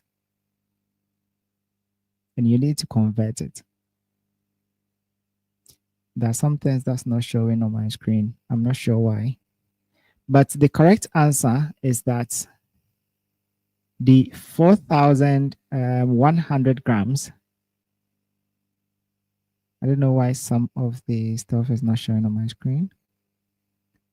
Yeah, so for the 4,000 grams is going to be the total, the weight when the baby was at birth. And now the 10% is going to be 410 grams. So that 410 grams, you're going to now subtract the 410 grams from the 4,100 grams. And then when you subtract it, you're now going to get the 3,690 grams, and then you convert it to kilograms, and then you get your 3.69. So for the midwives, please, when this live session ends, you can come back to it, and then you check, because this is going to be your question 5, or this is mostly what your question 5 is going to look like. All right, so this is for the adult nurses. Let's quickly answer this. A patient has been prescribed 300 milligrams of phenytoin. Yeah, good. So a patient has been prescribed 300 milligrams of phenytoin. How many tablets should be administered? How many tablets should be administered?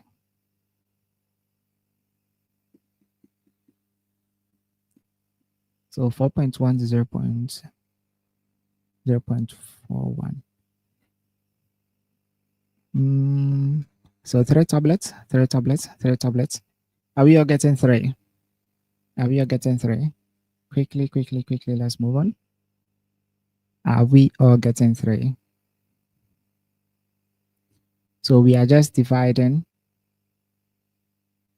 what has been prescribed over what we have already.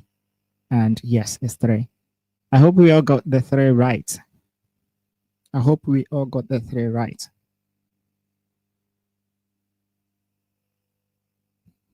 Please, if you're on live with me on TikTok, kindly tap on the screen for me. And if you can share to anyone who would also benefit from this, please do share. Yeah, so 3. I hope we all got it right so that we can move on. Yes, it's 3. All right. So next one for nursing associates. A patient has been prescribed 60 milligrams of fluoxetine. How many capsules should be administered? Give your answer as a whole number. Don't forget that the capsule is already there. So you just write the number. Patient has been prescribed 60 milligrams of fluoxetine. Okay, how many capsules do we give? Richard says 1. Bella says 1. Who else? Nina, 1. Who else?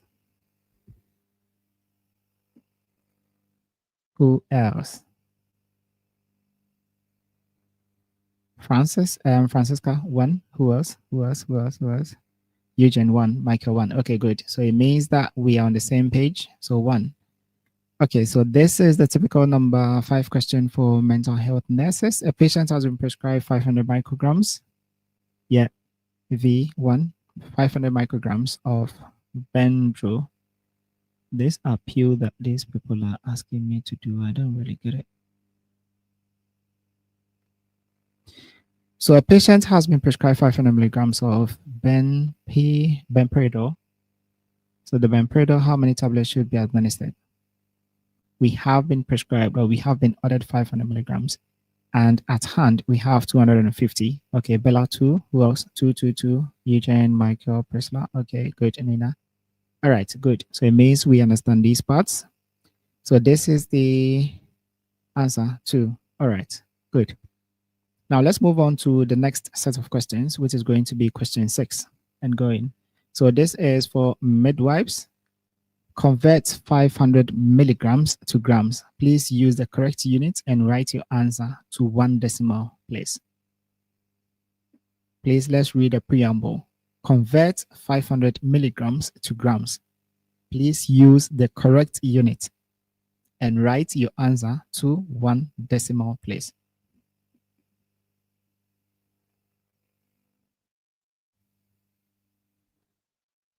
Well, let's do that. So 0.5 grams. Who else? Milligrams to grams. Okay. 0.5.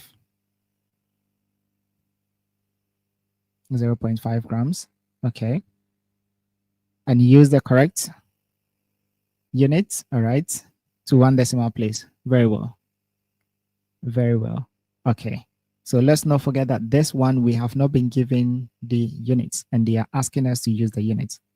So we shouldn't forget. All right, good. So 0.5 grams, the unit is supposed to be part of your answer. Don't mind what I have on my screen. So yes, we are all on the same page, correct? All right, so now let's look at this. This is the typical question 6 for registered nursing adults, so adult nurses. A patient has been prescribed 1 gram of carbocysteine solution. Yeah, so please, if you are here and you have not subscribed, please do subscribe. If you are here and you've not subscribed, please do subscribe, both on the TikTok page and then the YouTube as well. The more we grow, the more I'm able to dedicate my time to also share my knowledge as well. So a patient has been prescribed 1 gram of carbocysteine solution. What volume should be administered? Please use the correct unit. So what we have at hand is 200 milligrams. Don't forget the unit. 200 milligrams per 5 mils. When I was saying that the quantity can also be given in mils. So this is the case. The quantity has been given in mils. And the ordered or the prescribed medication or the dose is now 1 gram. So let's pay attention to it. Just as we said, we need to first identify the units. And then if we need to convert, we need to quickly convert. So Bella is saying 25 milligrams. Who else? Ruth, 1. 25 mils. Let's not forget that the right answer is going to be mils because this solution that we have here is going to be served in mils, not the milligrams. It's not the concentration that they are interested in. They are interested in the mils that you're going to administer. So what volume? So 25 mils, 25 mils, 25 mils, 25 mils. Amma, you got 0.025. Why is that? You got 0.0. Did you use just the 1 gram? Okay, Bella, 25 mil. Yeah. Did you use just the 1 gram?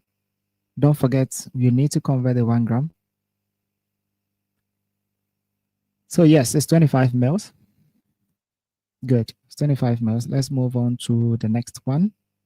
So question 6 for nursing associates. A patient has been prescribed 100 milligram of furosemide oral solution. What volume should be administered? 100 milligrams. What we have is 20 milligrams and 5 mils as the quantity. Quickly. So we are halfway through our questions. So we have questions 7, 8, 9, 10, 11, 12, 13, 14 to go. So let's be quick. Let's be quick.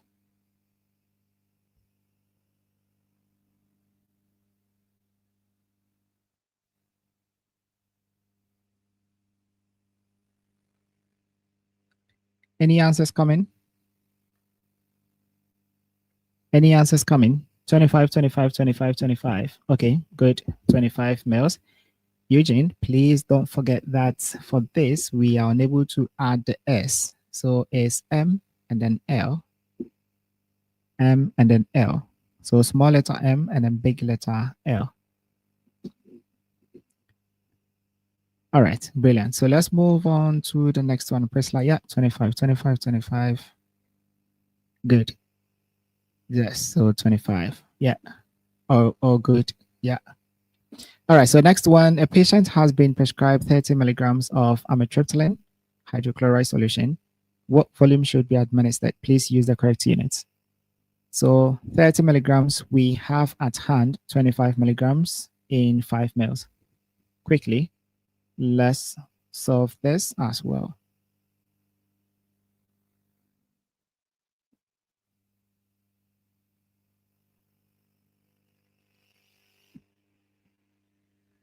Who is getting it right?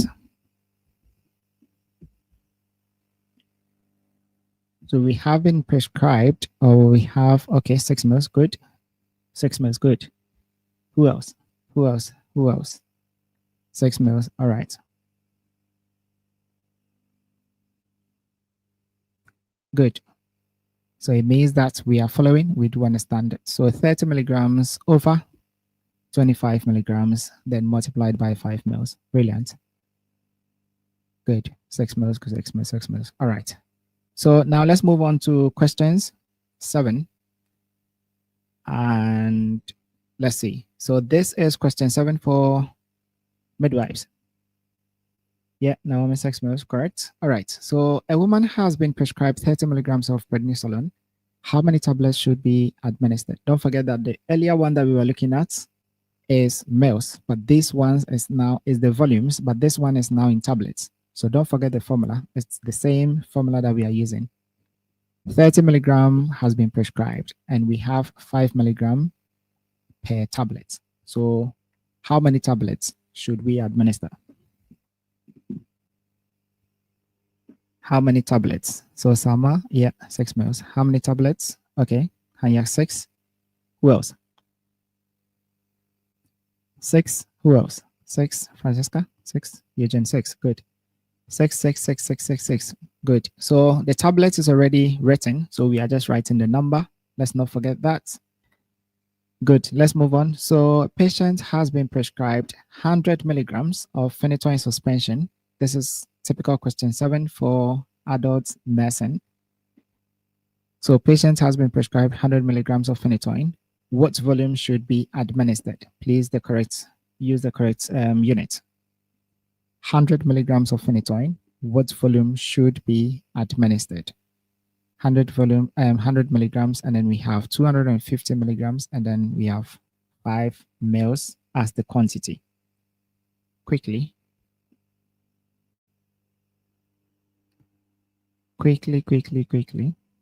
Let's do it. What volume are we administering?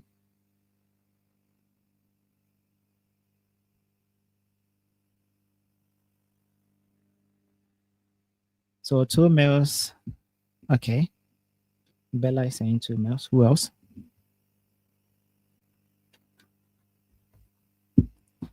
All right. So 2 mils, 2 mils, 2 mils, 2 mils, 2 mils. Good. 2 mils, 2 mils. Let's not forget this one. We have been asked to add the units. So 2 mils. This one we've been asked to add the units. Please, let's pay attention to those preambles that they add to the questions. If not, we're going to get most wrong. Okay. All right, 2 mils, good. So let's move on. So question 7 for the nursing associate. A male patient has been prescribed 500 milligrams of sodium valproate oral solution. What volume should be administered? Please use the correct unit and give your answer to 1 decimal place. Use the correct unit and give your answer to 1 decimal place. So I've seen the 2 mils, 2 mils. I think we all got it right. Now let's calculate this one. So 500 milligrams over 200 milligrams by 5 mils. What do we get? 500 milligrams over 200 milligrams by 5 mils. 12.5, Bella. Who else? Eugene, 12.5. Good. Who else? If I get 5 responses, we move on. I've gotten 2 so far. 3. Good. Nina. Portia, 12.5. Good. Who else? 1, 2, 3, 4. The last person, and then we move on to the next question. Okay, V, 12.5. Okay, good. So V, don't forget that the L is caps. The L is always capital letter. The L is always capital letter. Okay, Michael, good. So the last For the last question 7 for registered nurses, mental health nurses, a patient has been prescribed 1.25 grams of amoxicillin suspension. What volume should be administered? Please use the correct unit.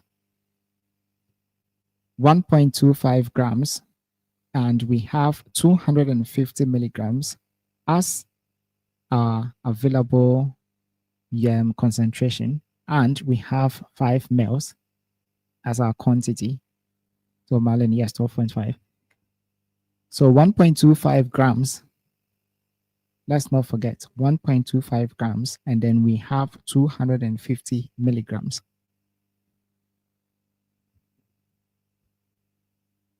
1.25 grams, and then we have 250 milligrams. 25 mL, Bella. Good. Who else? Who else?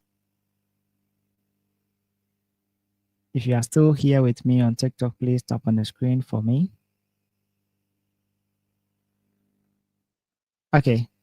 So 25, 25, Eugene, 25, 25, Richard with Portia. All right, brilliant. Let's move on to the next set of questions. Questions 8 for midwives, and then for adult nursing. So, okay, up to yes, 25 mils. All right, so this is a typical question 8 for our midwives. So a woman is prescribed a budesonide, which is 1,000 micrograms by nebulizer. The medication is available as 500 micrograms per 1 ml ampoule. How many ampoules are required? The same formula, nothing changes. Let's solve it together. The same formula, nothing changes. Let's solve it together. 5 responses, and we move on to the next question. 2, okay. Serena, don't forget, we have been given the ampoules, so we just write only. Bella, you have 200. Check it again. 1,000 is prescribed. 500, good. So 500. All right. So we've gotten 222, plenty. Now let's move on to the next one. Good. So it means that learning has taken place. So this is a typical question 8 for the registered adult nurses. A patient has been prescribed a levetiracetam, which is suspension. I don't know that kind of medication. I don't know what it does. At a dose of 10 milligrams per kg, and the patient weighs 70 kilograms. And now we are back. Yes, so Eugene 2 is correct. So now we are back to that formula that we said that if you have the patient's weight, you need to multiply the patient's weight by the dose that has been given before you can get the required dose, and you can now use it for the second for the second step. So let's see how we are able to answer this.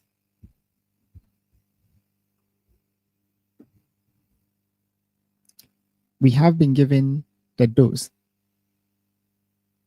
The doctor has prescribed 10 milligrams per kg, and then the patient weighs 70 kg. So, and they are restricting it again. I don't know whatever is going on. So yeah, let's see how if we can get this correct.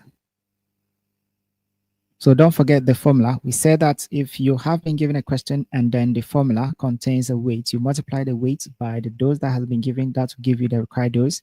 And then from there, you now use it to get your correct answer. So 7 ml, 7 ml, 7 ml, 7 ml, 7 ml. Very well. So it means learning has taken place. Now we can move on. At least 5 and more people have gotten the right answer. Please read out what is on the bottle. I can't see. Okay, so it is 100 milligrams per 1 ml. 100 milligrams per 1 ml. So it means that a lot of people did understand what we have been discussing. So it's 70 by the 10, and then you now use it for the next. You now use the next formula. which is going to be the result that you get over what you have been given, and then you multiply by the quantity, which is going to be 1 ml. All right, so a typical question for the nurses. Yeah, that's good. So for the nurses, nursing associates, a patient has been prescribed that oral suspension, and so I think it's the same thing, I guess. Yeah, so it's the same thing. So this is one for the mental health nurses. A patient has been prescribed this same medication, and the dose of 15 milligrams per kg, the patient weighs 60. And now the one on the bottle says 100 milligrams per 1 ml. So just as I was saying that there are questions that is almost the same in the specialties, now we are seeing it. We just did one for the nursing associates, and now we are doing the same thing for the mental health nurses as well. So let's solve this one quickly, and then we move on.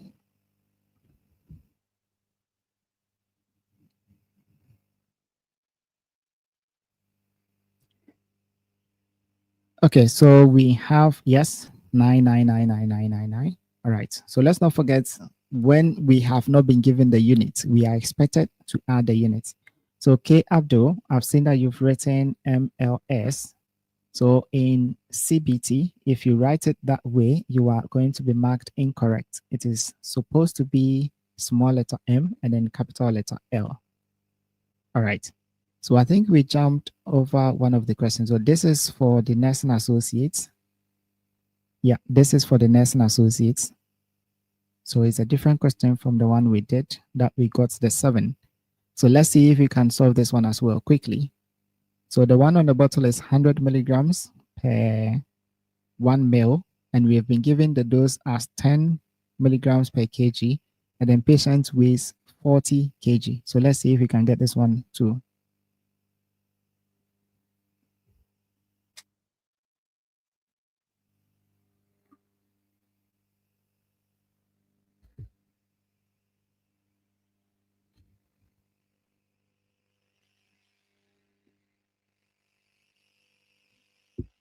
Is it 40? Check it again. Abdul, check it again. It's a 40.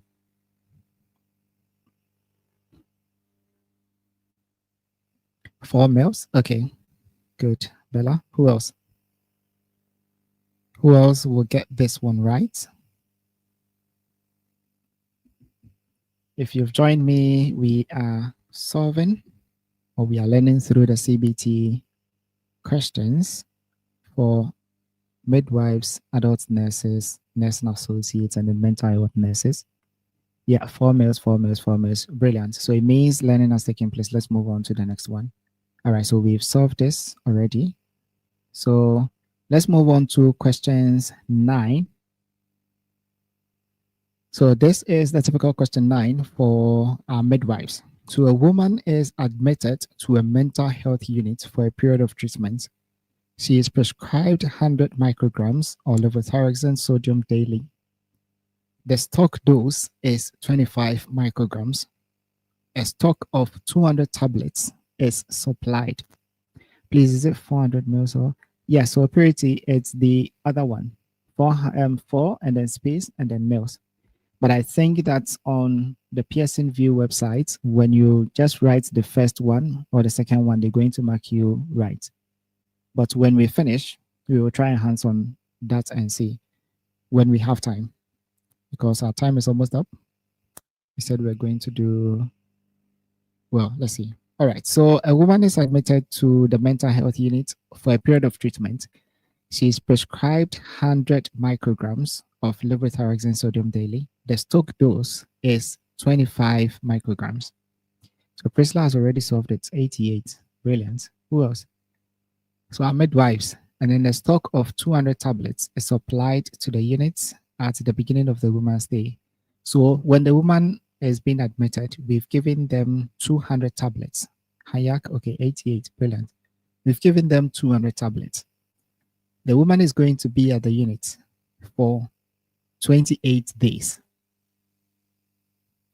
And now the question is, how many of the tablets should be left in the stock bottle at the end of this period? So after we've served all the medications and the woman has been there for 28 days, what should be the tablets that will be left in the stock bottle?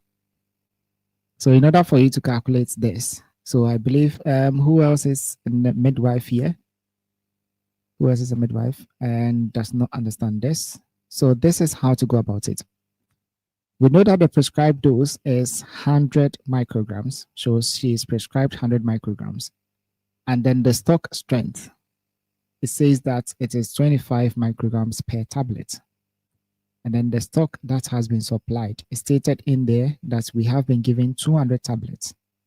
And then patient is expected to be there for 28 days. That's good. So step one is you need to decide, or you need to find out how many tablets are needed per day. And we know that each tablet is 25 micrograms. And we have been prescribed 100 micrograms. So we now have to divide the 25, or we have to divide the 100 by the 25, which is going to give us 4 tablets. So it means that every day, the patient is going to need 4 tablets. Okay, Abdul, 88, good. Therefore, how many tablets will be used in the 28 days? We need to now multiply the 4 tablets by the 28 days, which is going to be 112 tablets. And then from there, we now have to go and subtract the 112 tablets from the AM 200, which we have been given. Brilliant. So that is how to go about with this one for the midwives. So if you're a midwife here and you didn't get this part, you come back, you rewatch it, and then you're going to get it. All right, so let's answer this for adult nurses. Quickly, let's answer this for our adult nurses. So a patient has been prescribed 60 milligrams of flupentazole, deconate. I don't know which kind of medication and what it's used for. Doesn't bother me. So what volume should be drawn up for the injection? What volume should be drawn up for the injection? What volume should be drawn up for the injection? The same formula, nothing changes. Same formula, nothing changes. 3 mils, Richard, Hayat, okay. Bella, 300, 3 mils, okay. So extra 2 Portia, 3. Priscilla, 3, yeah. V, don't forget that this one we've not been given the mils. Eugene as well, don't forget we've not been given the mils. So we should add the mils in it. Okay, brilliant. All right, so let's move on to the next one. Naomi too, don't forget that we've not been given the mils. It says that we should use the correct unit. So we need to include the units as well.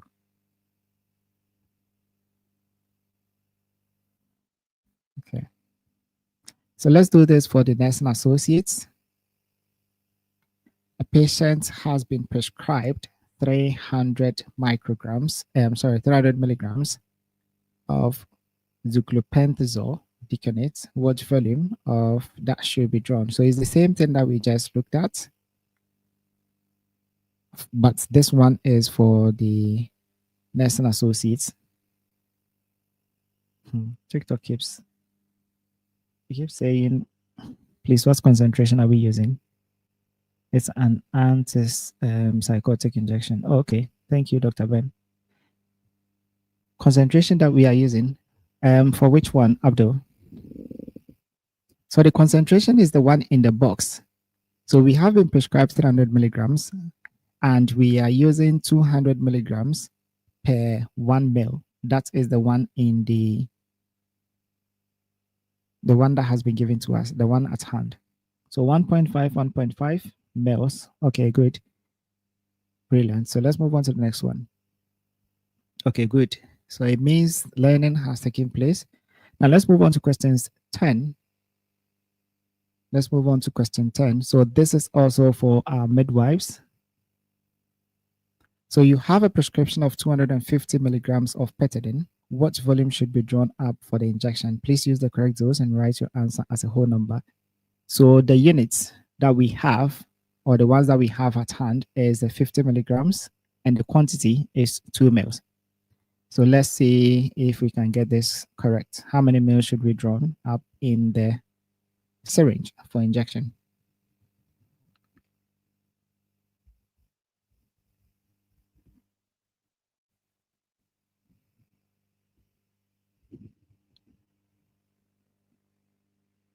So 250 over the 50,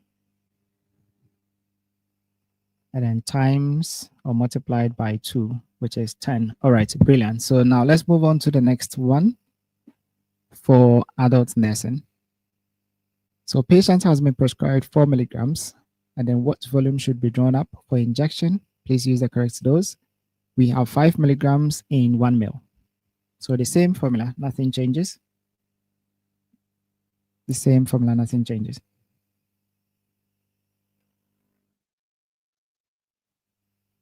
So this is question 10. Same formula, nothing changes.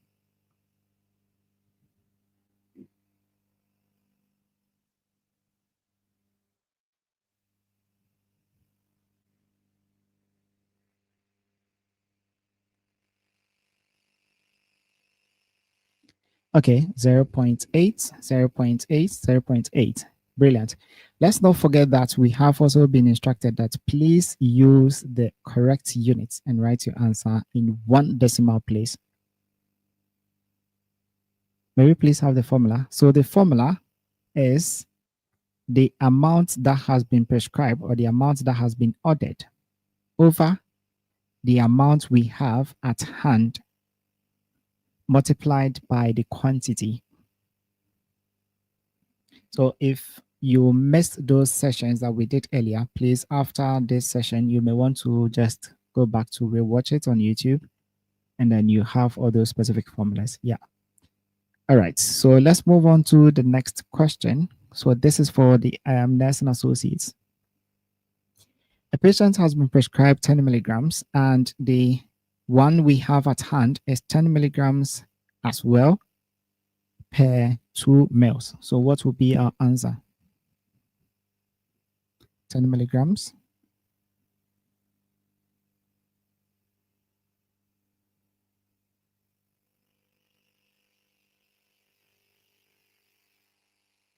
Please, what is your YouTube handle? So my YouTube handle is, please, can someone type it in the chat for me? If you go to my bio, if you click on my bio, my YouTube link is there. So you click on it and then it will take you to the YouTube page. All right, so 2 mils, 2 mils, 2 mils, 2 mils, 2 mils. I think, yes, we have gotten there. We have understood this. Please use the correct units and give your answer as a whole number. Thank you, Wapri.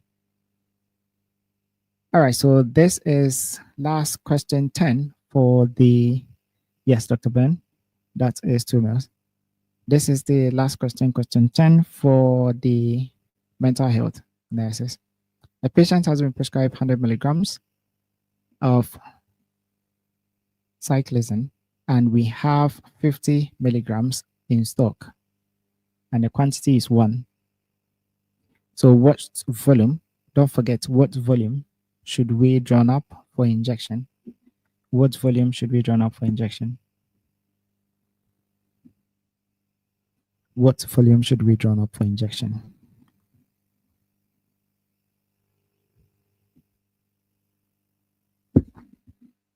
What volume should we draw up for injection? 2 mils, 2 mils, 2 mils, 2 mils. Okay. What volume should we draw up for injection? Thank you, Richard. What volume should we draw up for injection? Yeah. Who else is adding the last one? Zipra. Okay, good. So now let's move on to the next set of questions, which is going to be questions 11. So this is the typical question 11 question. What am I even saying? This is question 11. That will normally come for the midwives. So you have a prescription for 500,000 units of nystatin, and what volume should be administered, please use the correct unit and write your answer as a whole number.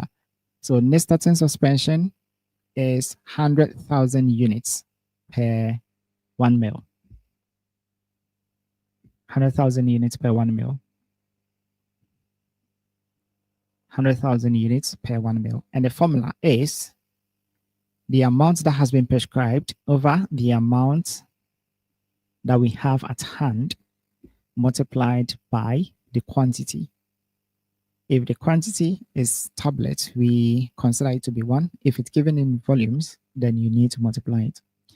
Okay, so we are getting there. We all have gotten the right answers. 5 mils, 5 mils, 5 mils, 5 mils, 5 mils.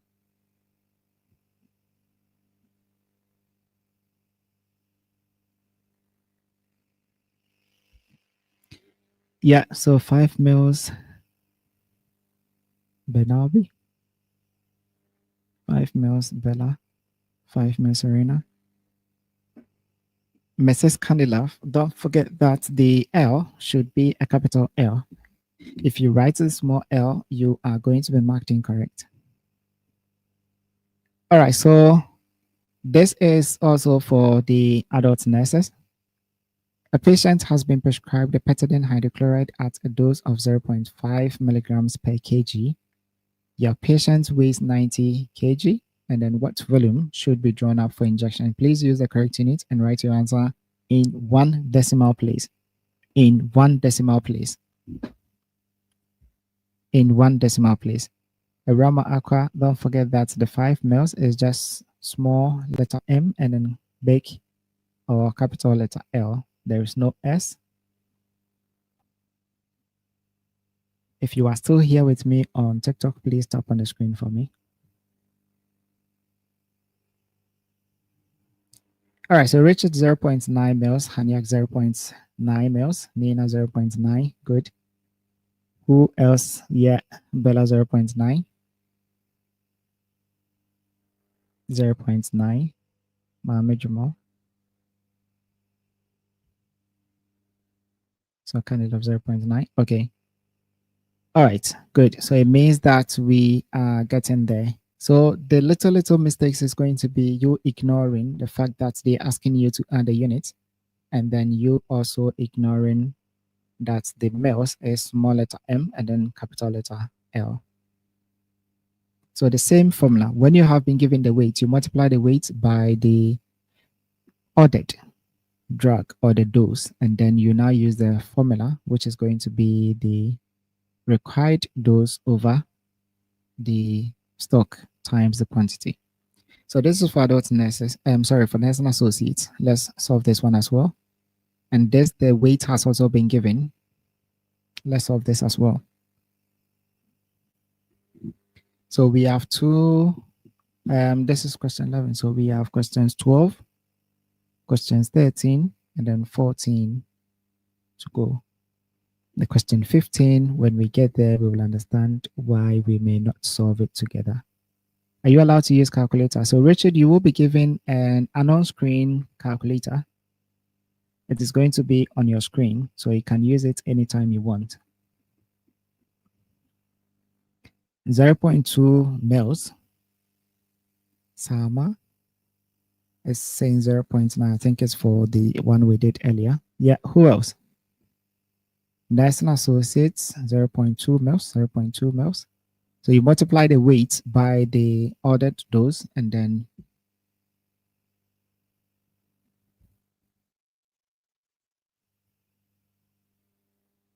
I hope we are on the same page, 0.2 mils. All right, good. Nina, Francisca, okay. All right, so that is last question 11 for the mental health, which is going to be the same thing. So I would say that let's move on. So do I teach OET? We are yet to begin OET. Hopefully when it's ready, we will announce it. So let's move on. I think we already know how to go about with this one. So let's look at the next set of questions, which is going to be questions 12 going. So this is for midwives. A woman is prescribed 500 milligrams of ampicillin every 12 hours, whether ampicillin or ampicillin, every 12 hours. If the birthing unit stock is 100 milligrams per tablet, how many tablets should or will she need for 24-hour period? Every 12 hours. Every 12 hours, we give 500 milligrams. And then if the stock is 100 milligrams, how many tablets will she need for 24-hour period? Midwives.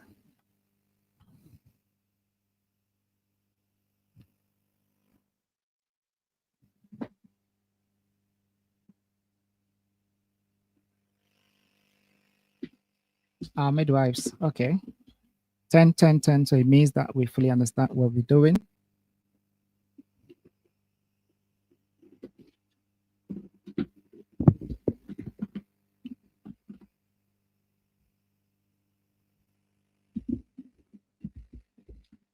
Okay.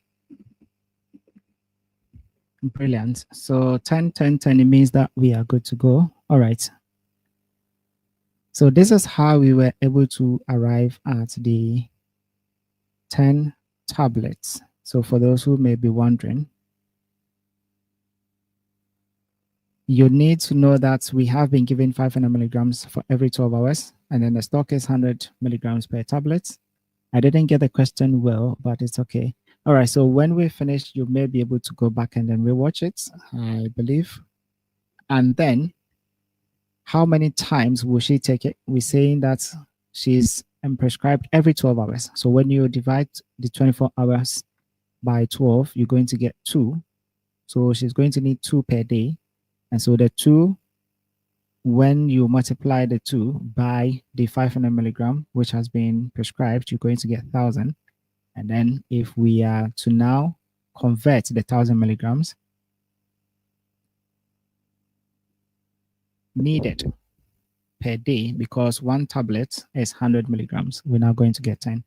All right, good. So that is that for the midwives. Now let's do this for the nurses. So remember that formula that we were talking about, where you just have to have the volume divided by the hours. So the drop rate, which we were saying is going to be mils per hour. It's time to utilize that formula. It's time to utilize that formula. So those on TikTok, I know you will be able to hear me because I'm going to be taking off my microphone as my phone is. I hope you can still hear me on TikTok. Please let me know if you can hear me. So at what rate would you set? All right, good. Thank you. So at what rate would you set the infusion pump to run? All that you are doing here, do you do one-on-one sessions for CBT? You can't send a DM. You can't send a DM. We may be able to work around it. So 80, 80, 80, 80. We have been given the mil per hour. So we are just writing the 80. Brilliant. Brilliant. So it means that we fully understand. Yes, 80. Let's move on to the next one. So this one is also for the nursing associates. We have been given a volume of 1,000 and the duration is 6 hours. So what is our correct answer? Is it 100 or 400? I think it was 400. Sorry, we have moved on.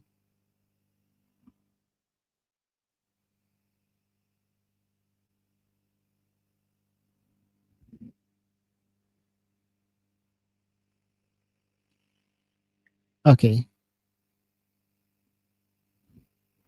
Okay, so 166. Don't forget that says give your answer as a whole number.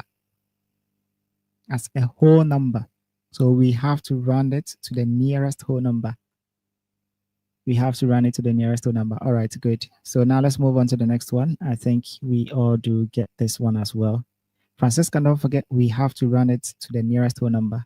So those are the tiny details that may not let us pass on our first attempt. So let's be careful with those units and those preambles as well. So this is for the mental health nurses. We have 300 as the volume. Then we have the duration to be 6 hours.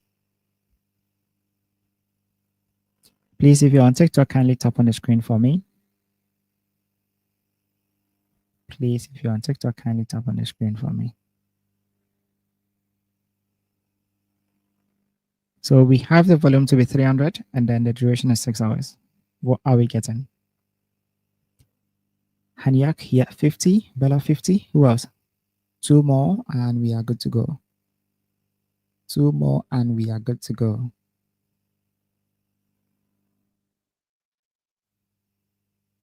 $50. Yeah. Who else? Who else? Who else? Who else?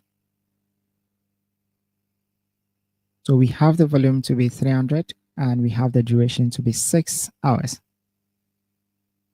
Thank you very much for the gifts. Thank you. So, yeah, Mamajumo 50. Who else? Who else? We have the volume to be 300 and we have the duration to be 6 hours.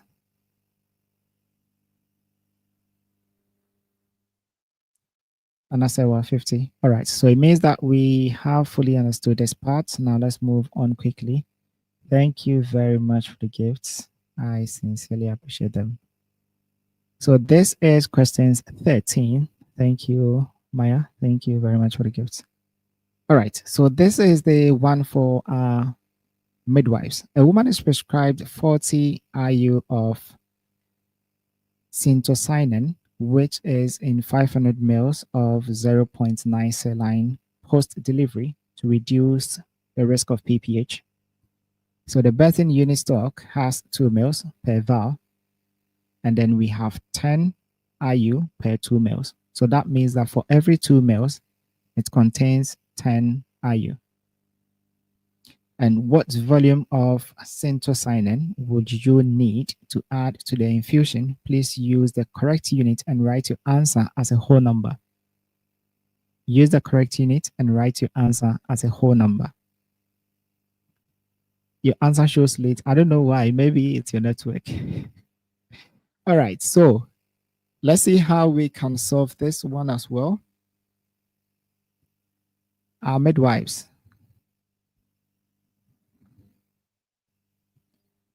Priscilla has already solved this one. Okay, 8 mils. Who else?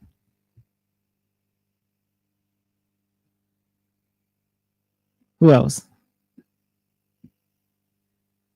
So you have been prescribed 40 international units, and you are supposed to put that into the 500 mils of 0.9 saline to administer to reduce the risk of PPH.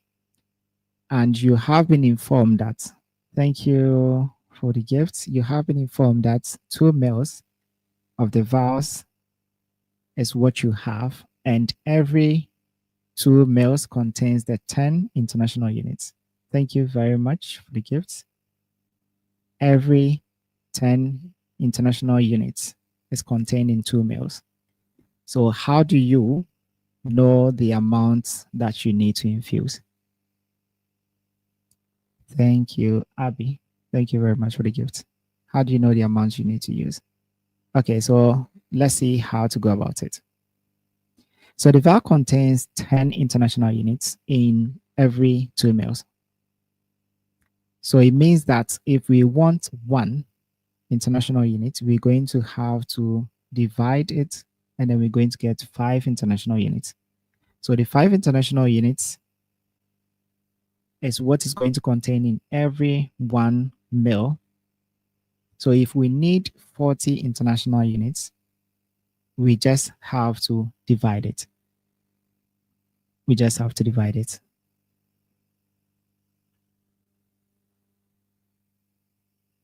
We just have to divide it. So please use the correct, and then, so what volume? So if we need Serena, so if it's 4 vials, so that 4 vials is going to be how many mils? 4 vials is going to be how many mils? Thank you very much, Obi. Good. So it means that we all do understand 8 mils. All right, brilliant. Now let's move on to this. This is for the registered nurses, adult nurses. Let's do it. So 1,000 is the volume, and then the duration is 6 hours. 1,000 is the volume, and then the duration is 6 hours. So now let's quickly divide it up and then get the right answer. What do we get? Let's quickly do well to answer this question so that we can wrap up, since our time is almost up. It's past our time, but let's quickly wrap up. We just did this one. So this is another set of questions as well. So sometimes they repeat it. Yeah, sometimes they repeat it. Okay, so 167.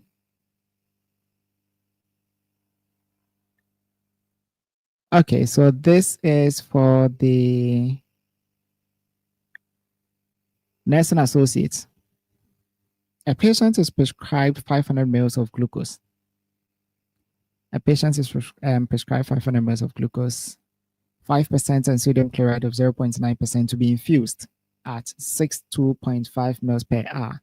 What volume of fluid in mils would remain after 4 hours? What volume would remain after 4 hours? What volume would remain after 4 hours? I haven't solved already. Oh, okay. What volume would remain after 4 hours?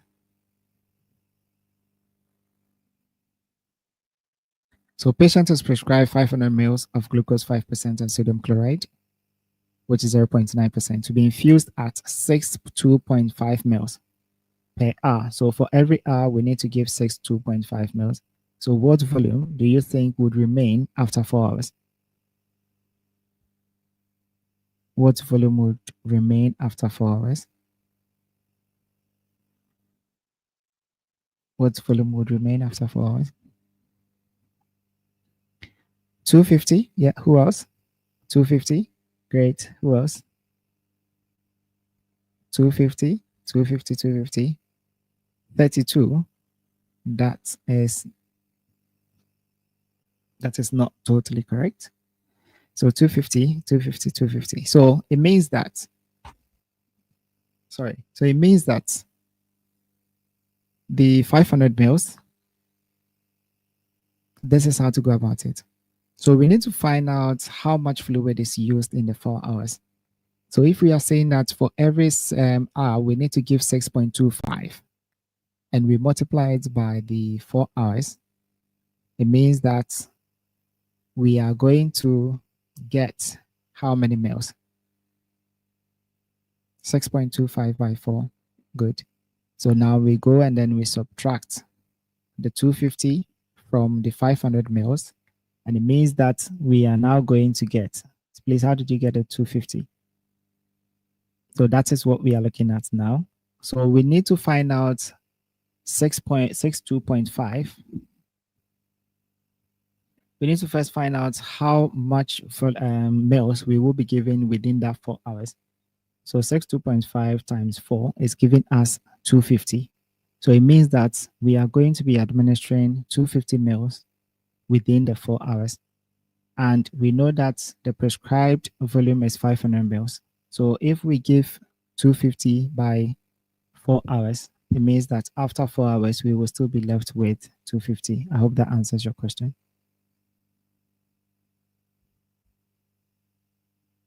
All right, so last one, 250 by 3. 250 by 3 hours. Or should we just jump? I hope we do understand this one. 250 by 3 hours.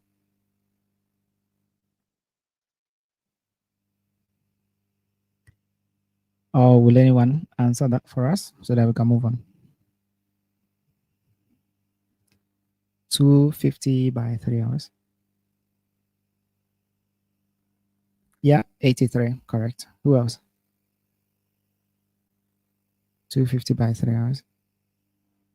250 by 3 hours.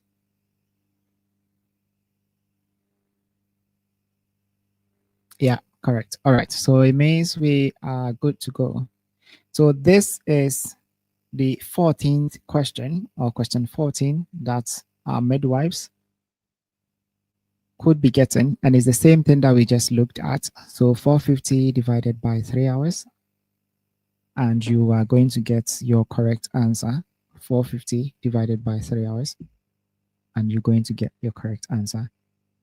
So it means that our midwives have now gotten 14 questions out of the 15 questions that they will be getting at the CBT numeracy. All right, so 150 mils is the correct one. And this is the 14th question that are adult nurses. I didn't understand that question for 250. All right, so I will be quickly going through it again. So 150 mils, yes, that's correct. So let me quickly walk through this one. So a patient is prescribed 500 mils. Yes, CMR patient, and as a patient is going to take 500 mils to be infused at 62.5 per every hour. So every hour, we need to give 62.5 mils. So if the question is asking us that what volume of fluid would remain after 4 hours, we need to first find how much volume we are giving within the 4 hours. So if every hour is 62.5, we multiply it by 4 hours, and then we get 250 mils. So once we get 250 mils, we are now going to subtract it from the 500 mils, which we have been prescribed. So that means that 250 from the 500 mils, we will now get 250 mils.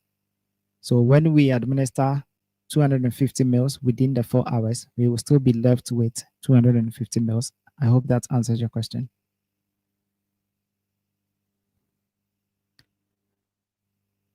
All right, so this is midwives. We've done that. This is the same thing. All right, so this is for the nursing associates. If you remember, when we were looking at the drops per minute, where you will be given the drop factor, I mentioned that we should pay attention. So this is where you now use that formula to calculate the drops per minute. So a patient is prescribed 1 liter of Hartmann solution to run over 10 hours. Using an intravenous infusion set that delivers 20 drops per minute. Sorry, 20 drops per mil. How many drops per minute would you need to set the infusion at? It's quite easier. How many mils would you have to set the infusion at? Okay. Good, Mama Juma, you understand now? Please, if you are still here with me on TikTok, kindly tap on the screen for me.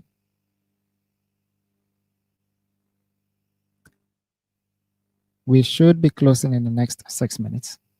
So let's solve this one quickly.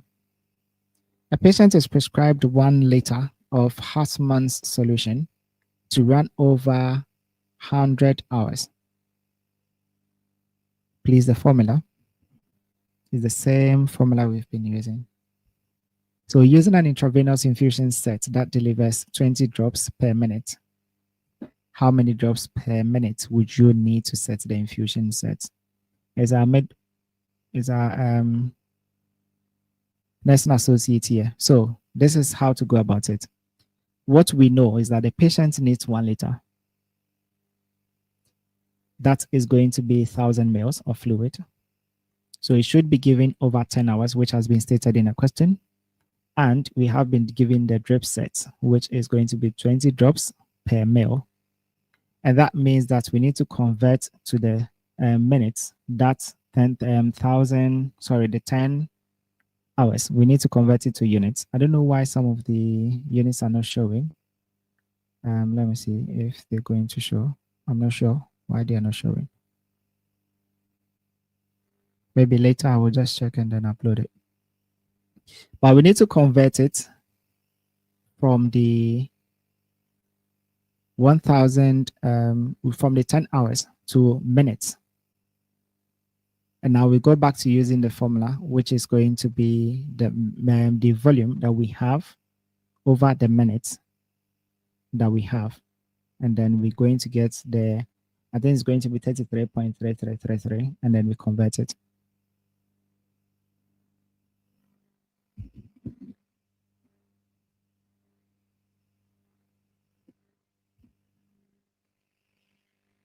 All right, so it means that, yeah, 33 drops, and nursing associates, they do get it.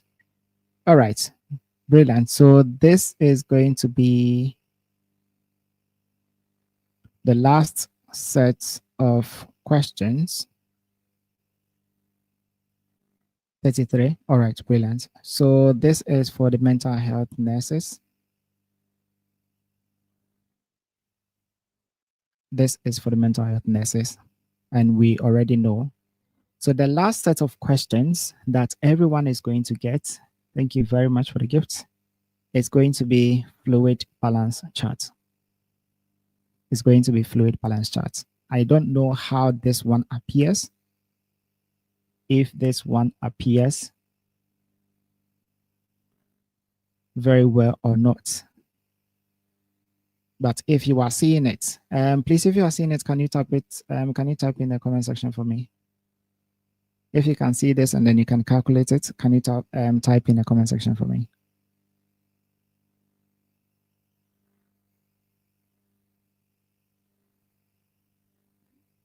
It's not clear, right? How about this one?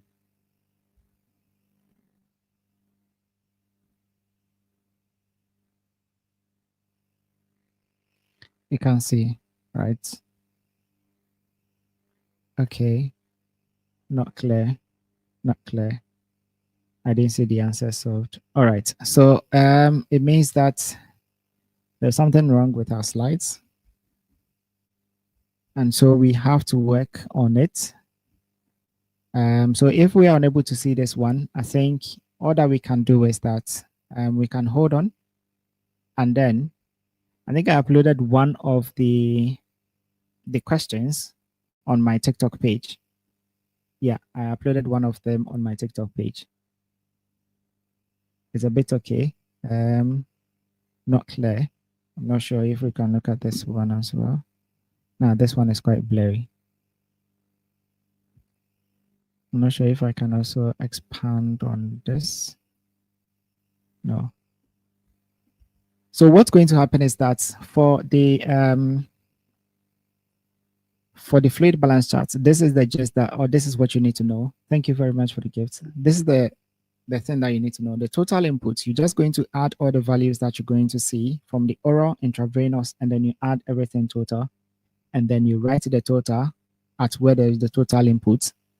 And then you do the same thing for the total output. But this is the thing, when you are about to write the balance and you subtract it. Okay, so the input is 750. I think some people are saying it. When you are about to write the balance, you would see that you'd have to write either plus or minus in front of the balance that you get. You have to write either plus or minus in front of the balance that you get. The reason is that if you just write the value anyhow, if it's positive, you need to write the plus in front of it. If it's negative, you need to write the negative in front of it. If you leave it anyhow, you are going to be marked incorrect. I think there is one. Yeah, so they've stated it here that if the patient has gained fluid, you should include a plus before your balance answer. And then, so example is plus 100 mils. And if the patient has lost fluid, you should include a minus before the balance answer. So that is the things that you need to put at the back of your mind when you are doing the fluid balance chart.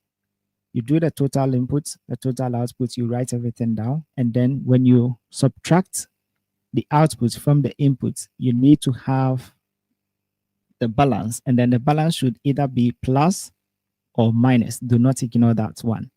So on that note, are there any questions, please?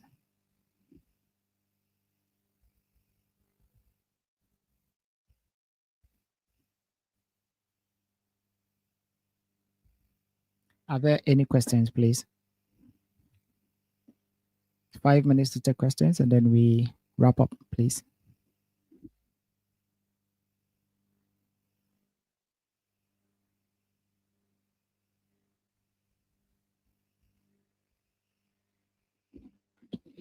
Okay, so this is what we can do. Let me call out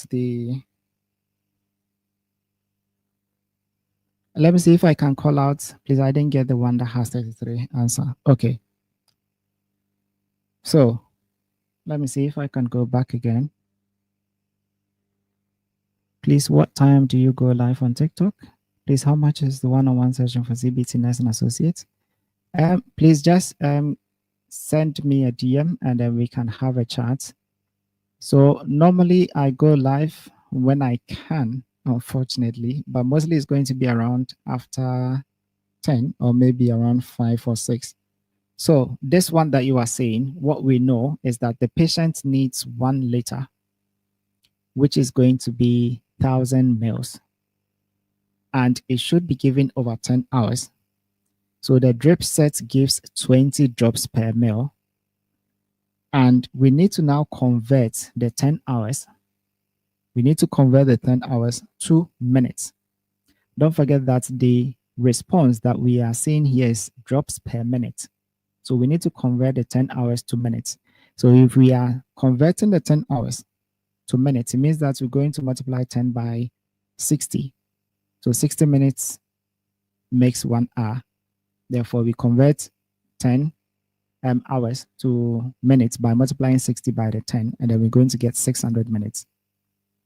And then once we've gotten the 600 minutes, we know that the total volume that we're going to give is 1,000 mils, not 1 liter, 1,000 mils. So the drops total to be given is now going to be the 1,000 mils multiplied by the drops per minute, which is going to be the drop factor.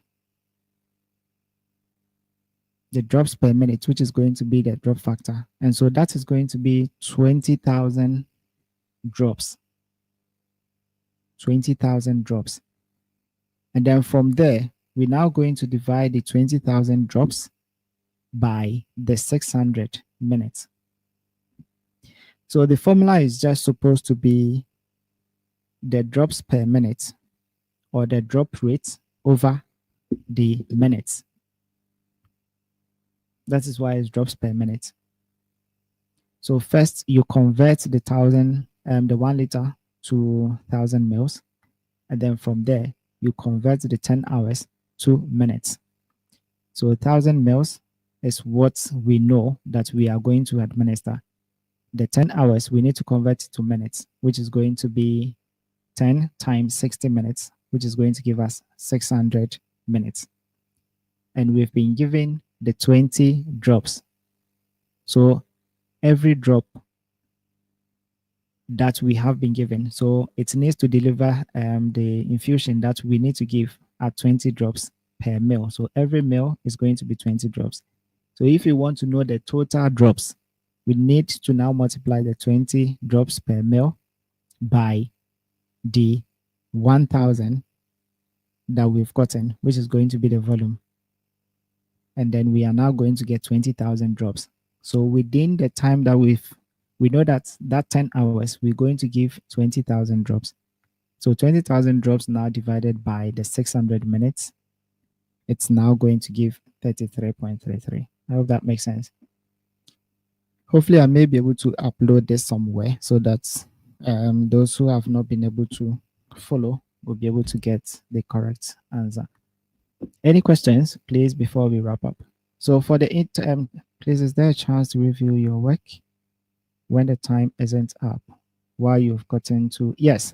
So you still have 30 minutes. So you can finish, if you can finish before 15 minutes or 10 minutes, you can still review your work. Yeah. You can still review your work. So in wrapping up, please do the fluid balance yourself, if possible. Yeah. And this is where you need to go and practice. So www.psnview.com, www.psnview.com. That is where they have practice questions. And so when you were going through the slides, if you saw when I had written RNA, when I had written the what's the midwives and all that, that is for a specific specialty. So you just check which one, whether it's nursing, whether it's nursing associate, and then you select which one that it works for you. So this is the company that is providing these services. So we currently offer online tutoring for OSCE, which is going to be for adult nursing, nursing associates, and then for midwives. So if you are in need for any online tutoring, the midwives will get the chance to do a face-to-face. You get in touch, you send a DM to me, and we can take it from there. So the CBT class that I've just started is going to be maybe one of the things that we discuss going forward, but you can send a DM and then we can discuss it. OET is also going to happen very soon, and we're going to announce it. So in all, this is what we have looked at. So if you have any questions, thank you for, you can ask me, but I think we are going to end our live session here.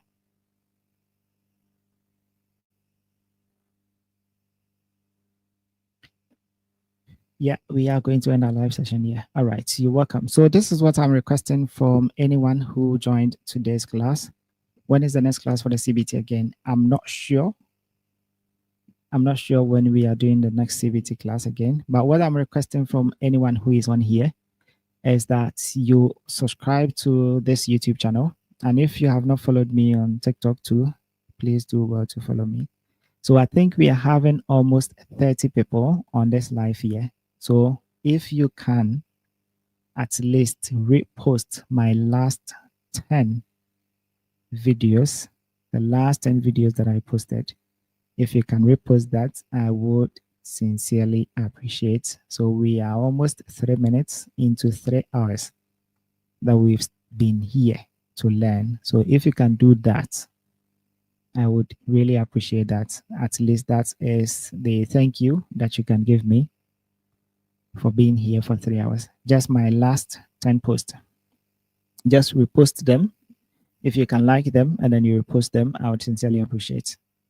So on that note, this is where we bring our live session. Are you going to have another session for the numeracy again? That session is going to be a paid session, I guess. Amen. Thank you very much. That session is going to be a paid session because this 3 hours was meant for a class, but I have canceled the class to ensure that we all get the knowledge of our CBT to be able to pass on our first attempt. Therefore, if it's going to happen again, I'm not sure when. Yeah, so please, if you can follow me on YouTube, please do it to follow me. So if all of us here is following me on YouTube and everyone here is also going to reshare the content on my TikTok page. Okay, so this is what is going to happen. Once I'm able to see that the people who are here, you have reposted my content, you have engaged with my content, then we can plan another session. If not, then it's going to be a paid session for very few people. So in the last few seconds, I want to thank everyone for showing up. Although I am doing a help, or I'm offering a service to help you. At least if you had not turned up, it wouldn't have been successful. So thank you all, and thank you about prayer for managing the TikTok live as well. Thank you anyone who is also on TikTok live. Like I said, please engage with my content on TikTok. If you are able to do that, then we can plan another session, or we can do an OSCE session live as well. We can do another OSCE, or we can do another CBT live session as well. And thank you all for those who also gifted. I sincerely appreciate. So on this note, this is where we end the live sessions. Thank you and have a good night. Bye-bye, everyone.